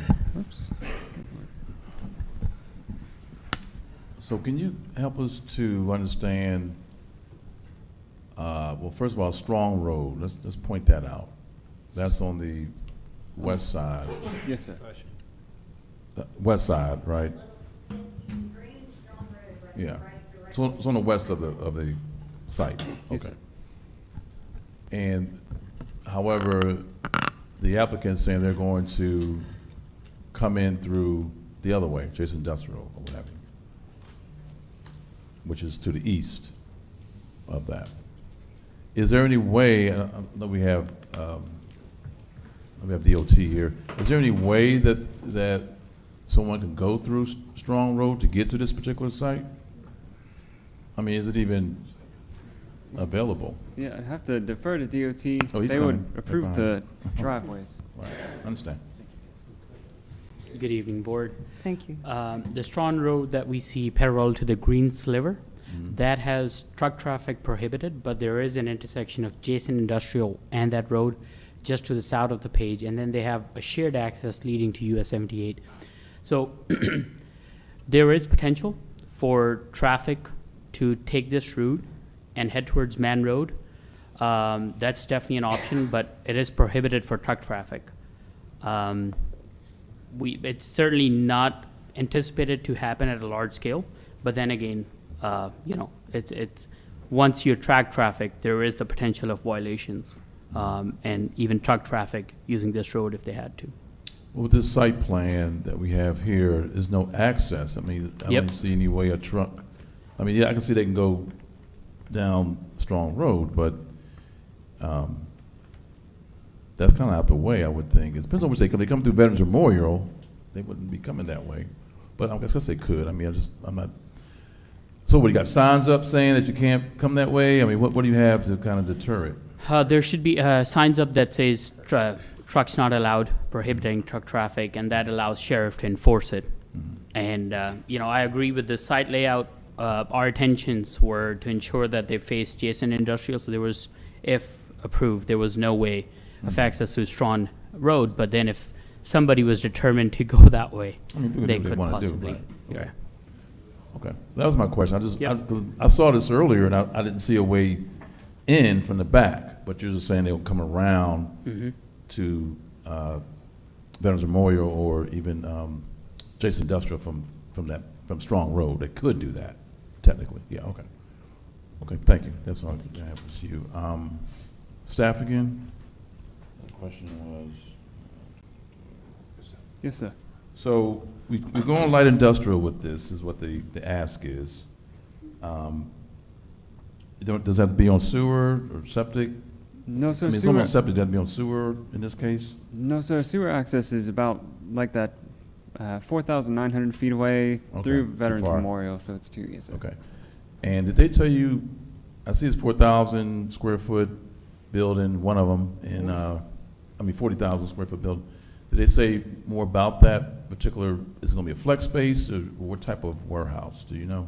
Or maybe the applicant on it. We had it might be a better question for the applicant. They did have someone speak to that, so I'd Yes. probably defer to the applicant. Okay, Yes, sir. applicant who can speak to what type of warehouses? It would be a light industrial facility that would be dedicated to Red Rock Carpet as of now, who serves the private aviation community. Okay, that would be what, which one? The 40,000? The 40,000 square foot building to the north, yes, sir. Okay. so it's going to be one building, not going to be flex, not going to be separated. Correct. It would be dedicated to a single tenant in this Okay, case. Single tenant. Yeah. And then the other two? The other two would be on spec. What we've noticed is there's been strong demand from local contractors. That building at 2625 Jason Industrial, that is 21,600 square feet. Yes, we still do have a sign that says for lease. That is more so to engage calls to understand different businesses that are in the market in the area. That building is 100% leased, and we actually leased it within 3 months of buying it. So what are those, contractor's office or flex spaces? Correct. The end unit is a company that services the trade show business. The unit adjacent to that is a contractor that is a regional home builder. The unit adjacent to that is, I can't remember what they are. They're actually down Jason Industrial. There's a company called Win Air Supply that they lease 4,000 square feet because they could not find anything closer towards Bright Star Connector where they are located. And then on the end cap unit, there's a company called Gutter Perfection, which leases 4,000 square feet there that has been at that building for 20 years. Okay. Okay. Excuse me? Hope Engraving is the other tenant that's in that space that builds trophies for the local community. So, and you currently have a building there, right? I mean, in front of that, right? Is there? That's the one he was talking about. Okay, that's the one you're talking about. Okay. So, can you address any issues, what you just heard about the concerns with traffic on the back road there? Well, Public hearing's been closed, please. I mean, we're happy to place additional truck signs that would say that it's prohibited to go down that road. and let your tenants know as well, let your tenants be aware of it as well? Yes. Okay. I mean, I can't control them. What if they type break of, the I mean, rules. it sounds like those are not large trucks. I mean, it sounds like these are, Gutter what you Perfect- have here are yeah. more like box trucks? Correct. Most of the tenants that utilize that facility to the right are all box trucks because that truck court is limited to about 70 to 80 feet wide. Yeah, there's not a lot of room there. Okay. All right. Well, We would try to build more functional facilities on the backside of that. That is the reason for that site plan. Understand. Yep. If I may, real quick, to address the truck concern, we've got the 9 tenants at Jason Industrial, excuse me. And Mason and I are very local to the area. I mean, as Mason mentioned earlier, he's on I-20 every day. I mean, he eats lunch in Douglas County every day. And we get calls from them about garbage and all that kind of stuff. So we're very active landlords. We're not one of these guys that's going to come in and just say, hey, here's a box. We're going to take your money. We'll see you later. That's not the kind of business we're in. So I just wanted to clarify that. I understand. Okay, well, I'll yield. Any other questions, planning and zoning? I just have a question. You have a number of concerns from the neighbors that live in the area. Have you had an opportunity to try to talk to them beforehand? I've not talked, well, I talked to them directly at the public hearing, yes, sir. But I've not met with them each individually at their house. No, I have not. Okay. All right. Brandon. I yield. Brandon, I got a question for staff. Is environmental here today? Is environmental here today? Is the environmental department here? Engineering department is with us this evening. We do not have a sewer authority, we have our county engineer. Maybe he'd be able to answer this if I could speak to the engineer. And before you come all the way up here, could you speak to the hawks and the wildlife that's in that area? Is that in your purview? Not to this specific parcel, but just in general, a little bit of the county. Travis, Yep, if you could okay. come to the You'll mic, speak to please. it. Thank you. Try to save some steps, man. Yeah, thank you, Deputy Director. Hi, Travis McDonald, County Engineer. I can't speak to the wildlife on this particular parcel exactly, but I can try to help with general wildlife questions in Douglas County. Okay, and, so in general, is the hawks, is that something we're trying to preserve here? Is that something that's on our radar? Is this a specific area that is known for them to be there? Is this something that we're trying to preserve? There's certainly a lot of hawks in Douglas County in general. Again, I don't know about this specific area, but it is, they are abundant in Douglas County. Okay. I think that covers my questions. Thank you. Any other questions, planning and zoning? Hearing none, I'll throw it to the Board of Commissioners for questions you folks may have. Okay, thank you. Board of Commissioners, do we have any questions? Yes, Madam Chair, just a couple. Okay, Vice Chairman. All right, staff. Perez, you have the floor. Yes, sir. I know we referred back to the 2018 comp plan, but does this fit into our new comp plan? Yeah, the 2023 comp plan update, it came with the Winston Small Area Plan. Based off of that, the workplace center defers to the Winston Small Area Plan. This wouldn't be compatible with that. Okay. Yes, sir. Do we have, and I'm sure we may or may not know this, do you know the largest size building we have on Jason Industrial Boulevard? No, sir. I know there's quite a few big ones down there. Okay. Go ahead. 50,000 feet. 50,000. Okay. All right. And just the gentleman's remark, we got 35 unpaved roads. So we got quite a few still. But no, that's the only questions I have. I yield, Madam Chair. Okay, thank you. Any other questions, board? Sure. So I brought a map of the 2023 comprehensive use plan that falls under Workplace Business Center. It not only identifies our parcel as Workplace Business Center, but also the properties to the north as well as the properties to the west off Strawn Road. So I'm not really sure where that's coming from.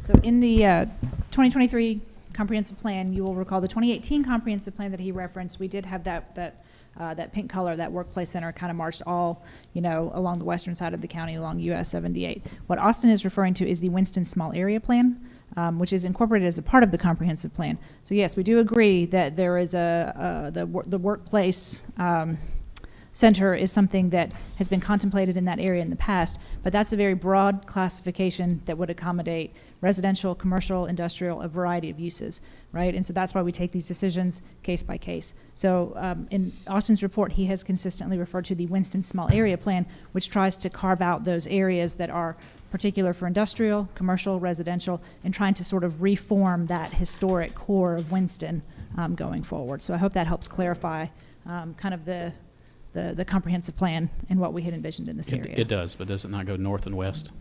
I'm I'm sorry, sorry? north and east. I'm sorry? The new comprehensive plan, does it not go north and east? In the workplace campus, all of that whole Jason Industrial Boulevard area, all that going back to Cedar Mountain Road?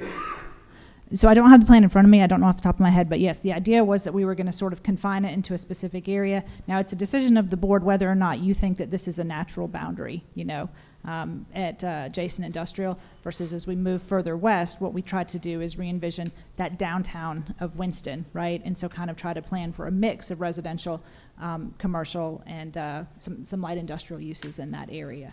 But that was the idea. The difference between 2018 and 2023 is we tried to sort of like consolidate a lot of the more intensive non-residential uses closer in towards the city of Douglasville and retain kind of that small town rural character area as we move closer to Villa Rica. Admittedly, this area is right on the boundary. So we certainly defer to the will of the board in terms of where you feel that boundary is extending. Okay, I yield back, Madam Chair. Okay, thank you so much. Any other questions, board? I yield back the floor to you. Thank you, Madam Chair. Planning and Zoning Board, you've heard the discussion. Do I have a motion on Z 2024-66?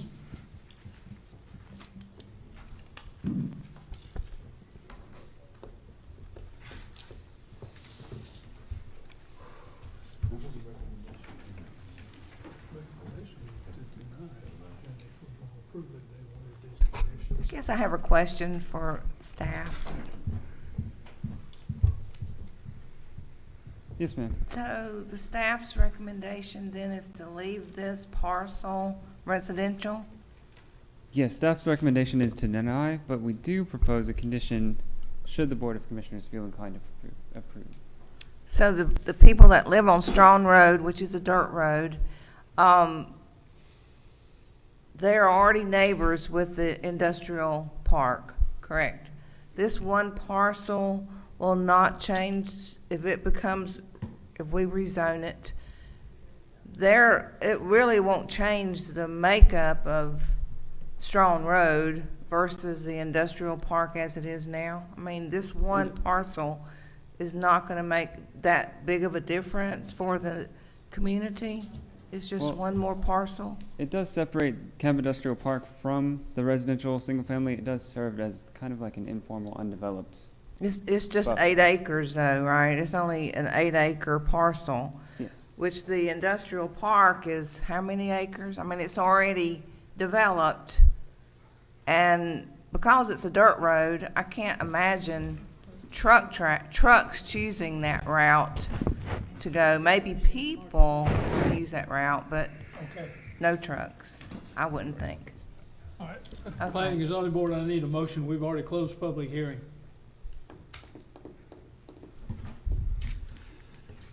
This is, Wow. Go ahead, Frank. this is Frank Payne. I recommend denial for Z 2024-66, a request for rezoning for this particular project. I have a motion. Do I have a second?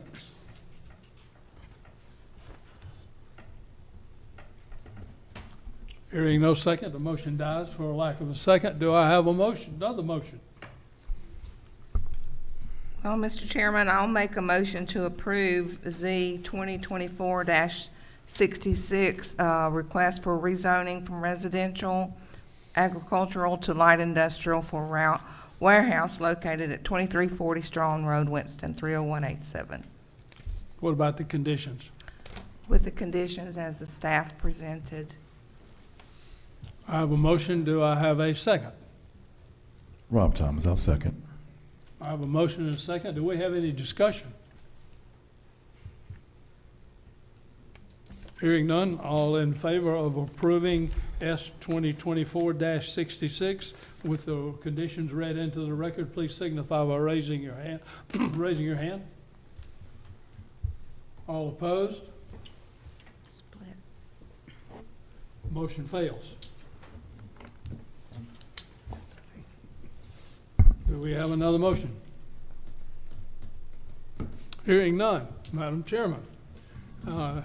Z 2024-66 comes to the Board of Commissioners with no recommendation from Planning and Zoning Board. All right, thank you so much, Chairman. Board of Commissioners, you've heard all the questions and answers. Do we have a motion? Madam Chair, I'd like to make a motion to deny Z 2024-66. Second. We have a motion and a second on the floor. Board, any discussion? We have a motion and a second on the floor. All in favor, please indicate by raising your right hand. Okay, we have a 4 vote. Any opposition? I'll vote against. Okay.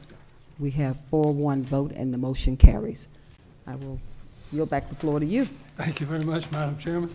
Our next agenda item, please. Yes, sir. Should I give it a second to clear, you believe, or Sorry? should I give it a second to Yes, clear? Okay. please. Yes, sir.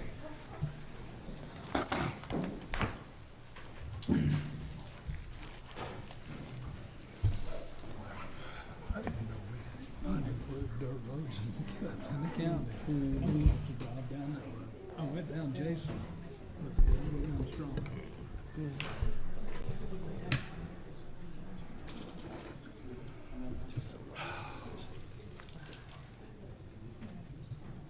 Okay. Oh, They're just about out. Okay, go ahead, Mr. Cronin. yes, sir. So this next item is S 2024-67. This is a special use permit to allow a tire brake shop off Veterans Memorial Highway 10839 Veterans Memorial. Lot size is 2.23 acres. This is in Commissioner District Number 1. There are 3 buildings currently sited on the property. Access drives are from Veterans Memorial Highway and Sunny Acres Drive. The front building is designed for office-oriented use. The southern 2 buildings are designed for automotive repair-oriented uses. There's a service bay at the rear end of the building, the office-oriented use building at the front, immediately fronting Veterans Memorial. However, it's unclear when the service bay was added per the tax records available. So they want to use the building immediately fronting Veterans Memorial Highway for the tire and brake shop. We've taken a look at the relevant code sections. In 2005, there was a request to rezone from heavy commercial to light industrial for the purpose of heavy truck oil change and repair. It was approved with conditions. The structure intended for occupancy was not designed for the proposed use in terms of parking, access, maneuverability of vehicles, and storage of vehicles in a designated space. A condition from the 2005 case is that no access shall be from Sunny Acres Drive. However, there's no way of access onto Sunny Acres Drive to be avoided given the current building, structure, and fence siting on the property. Sunny Acres Drive is deficient in right-of-way. dedication and increased dedication would remove the existing parking necessary for the use. The grass and gravel driveway on the west side of the property has been noted as deficient for access per the Douglas County engineer. Without proper permitting, access would need to be limited to the previous approved access points. The Lithia Springs Small Area Plan anticipates redevelopment of existing commercial and industrial-oriented uses. The proposed use does not propose any modification to the existing site. With the considerations above, the site's deficient in parking, maneuverability, storage area dedication, and overall coherence of design, the use doesn't seem like it can be accommodated. Taking a look at the special use permit criteria, you can see it's light industrial with conditions. And Sunny Acres Drive is that little stub to the east. It has 3 buildings currently sited. This is an old site survey. It's in the mixed-use corridor, future land use, and the Veterans Memorial Professional Corridor. Staff's recommending denial of the special use permit based upon the fact that it will modify the intent, purpose, or spirit of the UDC, will adversely affect the public health, safety, or welfare due to the present challenges on the property and the lack of proper design of the proposed space for automobile-oriented uses, and the structure intended for occupancy is not intended for the proposed use, lending itself to more office-oriented uses. And the previous condition to not access property from Sunny Acres Drive is not possible given the current configuration and siding of structures on the lot. And that concludes my presentation. I'd be happy to answer any questions. Okay, thank you very much, Mr. Cronin. This time I'll open the public hearing on this matter. Anyone wishing to speak in favor of this application, including the applicant or representative, you will have 2 minutes per person for a total allocated time of 15 minutes.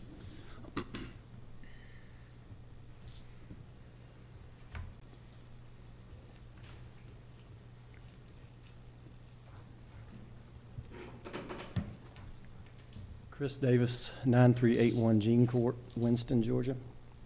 I'm the owner of the property in question, also own the property, the car lot adjacent to the property. Brothers Tires was directly across the street from the building in question, and I was speaking with them. I used them for tire work for my car lot. Speaking with them, they were having to leave their building because the lady was selling the property, so they were renting, so they were having to leave. I just asked him if he wanted to come look at my building to see if it might suit him. He did. I wasn't aware of the Sunny Acres Drive not being able to access that. That's how I access my car lot, the same, and there's about as much parking on both sides of the road for my car lot and for that building.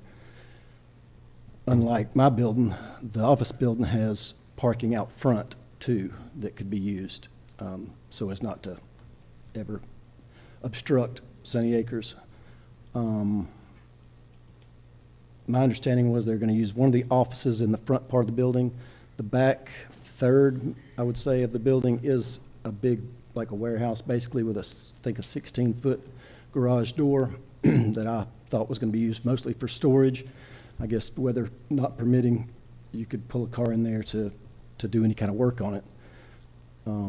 But across the street, when we'd go over there to have our cars, the tires put on, we never pulled inside of a building. We just pulled up, they jack you up, fix your tires, you're on your way. So I don't see why the front of the building couldn't serve just like they were across the street. Appreciate any consideration or any slight modifications I need to make to make this work. Okay. That's it. All right. If you stand by, we'll probably have some questions shortly. Anyone else wishing to speak in favor of this application? Seeing nobody moving, I'll close the public hearing in favor. In favor? Come on down. If you'd state your name and address for the record, and then you have 2 minutes, sir. Okay.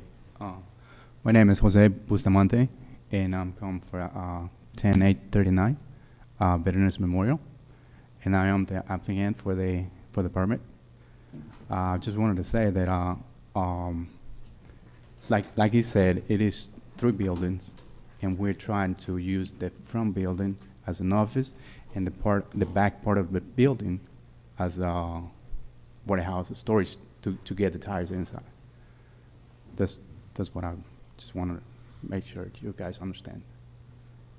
Okay. Thank you. Thank you very much. Anyone else wishing to speak in favor? No? Okay. No, sir. Stand by. We'll probably have some questions when we close the public hearing.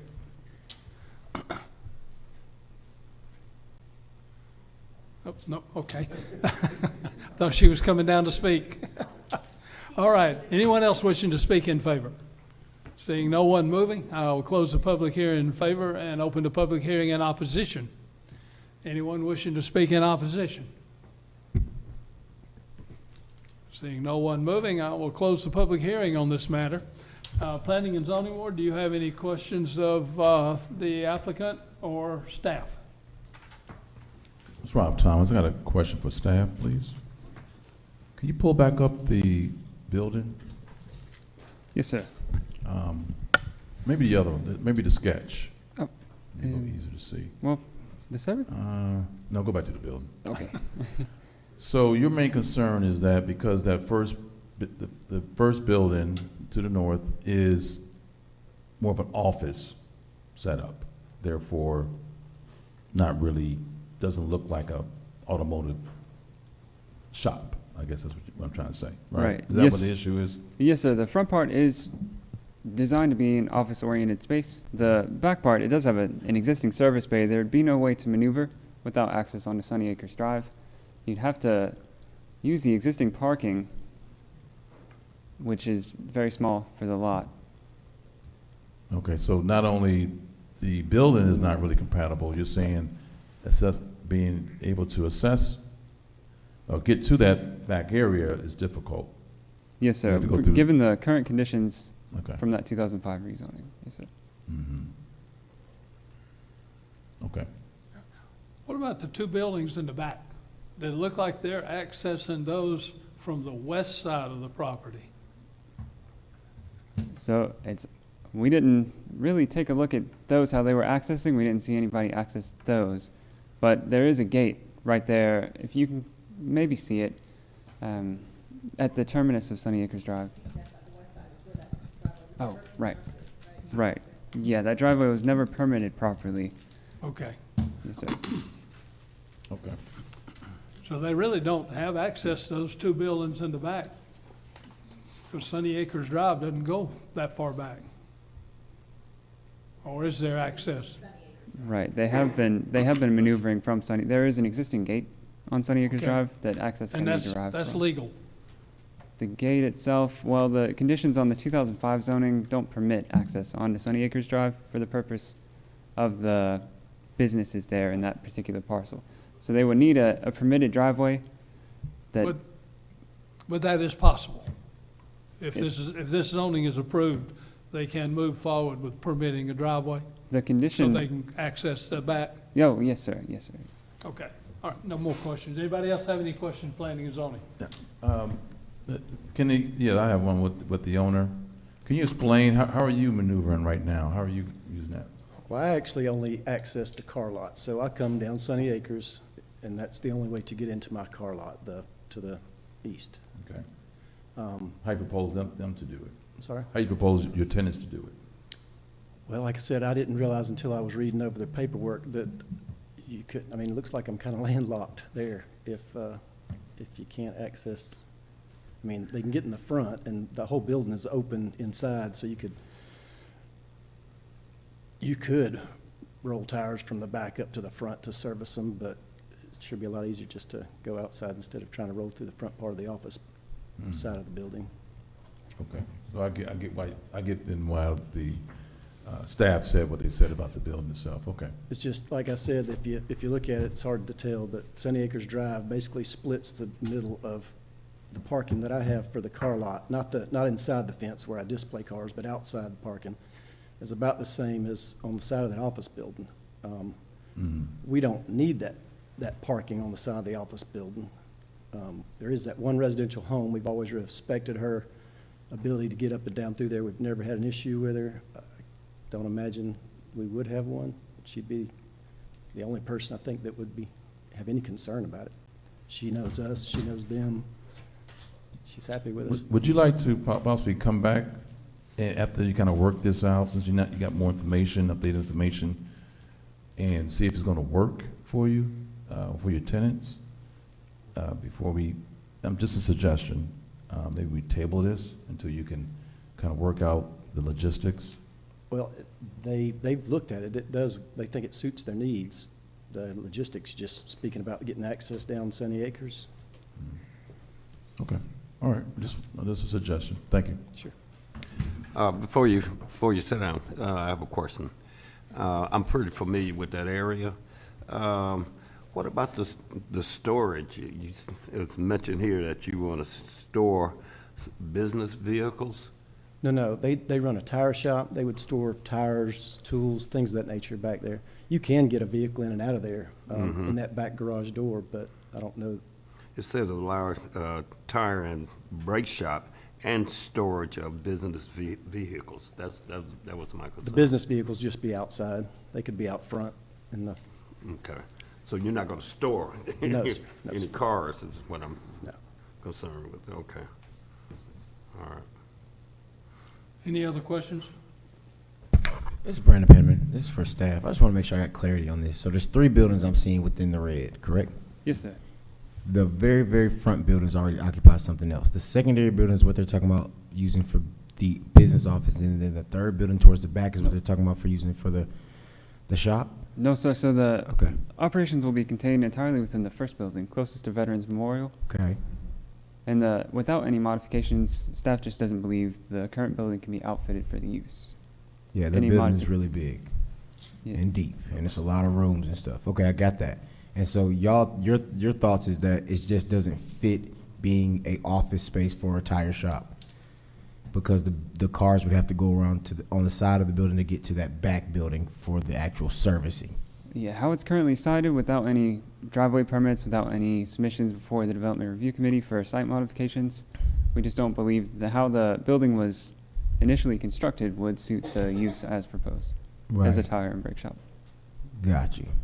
So, okay. So, and that's just off of how the building's developed and what y'all think it looks like. You kind of feel like it just isn't appropriate. But if we were to approve it, then their need would be to get a driveway, and they could use the front as office and then use the back to do the actual work on the tires. Potentially, it might require some site modification, but we could address that at DRC. Okay. Yes, sir. All right, cool. That answers my questions. Thank you. Yes, sir. Any other questions? Hearing none, Madam Chairman, I'll throw it over to the Board of Commissioners for questions you folks may have. Okay, thank you. Any questions for Commissioner Mitchell? Just one to the owner, yes. So this is looking to be storage, brake shop, tire. If I'm just trying to understand, because I've heard a couple of different usage potentially, correct? They do tire and brakes, and the back would be used for storage. Like I was saying, when they were directly across the street, you can barely see it on the But you're map. saying that you're saying that the front portion could be like you across the street and do it on the front side? Just like they used to, Right, yeah. right. Got it. Okay, because I know the site very well, and that's gonna be a tough use to try to do it and go down Sunny, and try to make that curve around and do the work in the back and all that kind of good stuff. So that might be a tough use though, but I just want to make sure I was clear that the usage is storage, a brake shop, and tire service, I guess. Okay. I yield back. Thank you very kindly. Thank you so much, Commissioner. Any other questions, Board? All right, I yield the floor back to you. Thank you very much, Madam Chairman. Planning and Zoning Board, you've heard the discussion. Do I have a motion on S 2024-67? This is Brandon Penman. I make a motion to deny application S 2024-67, a request for a special use permit to allow a tire and brake shop at the storage building at the business located at 10839 Veterans Memorial. I have a motion. Do I have a second? Rob Thomas, I second. I have a motion and a second. Do we have any discussion? Hearing none, I'll call for a vote. All in favor of denying S 2024-67, please signify by raising your hand. All opposed? Thank you very much. Madam Chairman, S 2024-67 comes to you with a recommendation for denial. Okay, thank you. Board of Commissioners, you heard all the questions and answers. Do we have a motion? Yes, Madam Chair, I'd like to make a motion to deny S 2024-67. Okay. Second. Okay, we have a motion and a second on the floor. Any discussion, board? We have a motion and second. All in favor, please indicate by raising your right hand. All opposed? Any abstain? Okay, so we have a 4 vote and 1 abstain, and the motion carries. Thank you very much, Madam Chairman. Okay, next agenda item. So next item we have on the agenda are a series of text amendments. Recognizing that we have heard 7 cases tonight and it is getting late, I am certainly fine if the board would like to table these text amendments to the December meeting. However, if the board is interested in moving ahead with these text amendments, we have 141 slides prepared as a part of this deck, and we're glad to finish it off. But I am willing to follow what is the pleasure of the Planning and Zoning Board and Board of Commissioners. Planning and Zoning Board, do I have a motion to table the text amendments until the December the 3rd meeting? Or Curry, I recommend that we table it to the next December 3rd, 6 p.m. meeting. I have a motion. Do I have a second? Second. I have a motion and a second. Do we have any discussion? All in favor, please signify by raising your hand. That's you now. Madam Chairman, the text amendments come to you with a recommendation to table until December the 3rd, 2024. Okay, thank you so much. Board of Commissioners, do we have a motion to table the UDC amendments until December 3rd, 2024? So moved. We have a motion and a second on the floor, board. Any discussion? Yeah. Commissioner Raxton. Yeah, just a quick question, and just kind of get a pulse of what's on the agenda for December 3rd, just from a volume standpoint. Do we Yes, have an sir. idea? Good question. We do have 2 cases. So we have a request for a data center at the Waldrop Farms location. The TC Atlanta, Trammell Crow Atlanta is bringing back the request for the data center at Waldrop Farms. And then we have a request from CPI. Some of you may recall that they were before us previously for a property at 2525 Richardson Road. They have moved their location from Richardson Road over to a site on Veterans Memorial that will still require a special use permit. And their industry is like tractor-trailer chassis repair. So we only have those 2 cases currently planned on the agenda, and then we were going to introduce some additional text amendments as well. So we will certainly follow the will of the board. But seeing that there were 7 cases tonight and only 2 for December, that was the reason for the recommendation if you wanted to defer. Madam Chair, I yield the floor back to you. Okay, thank you so much, Commissioner Raxton, for managing our expectations. We have a motion and a second on the floor, and I believe all in favor, please indicate by raising your right hand to table. We have a 5-0 unanimous vote to table the UDC amendments, and I yield back to you. Thank you very much, Madam Chairman. Having nothing else to come before the Planning and Zoning Board, Planning and Zoning Board is adjourned. Madam Chair. Having nothing to come before the Board of Commissioners, this meeting is adjourned. Thank you. Thank you.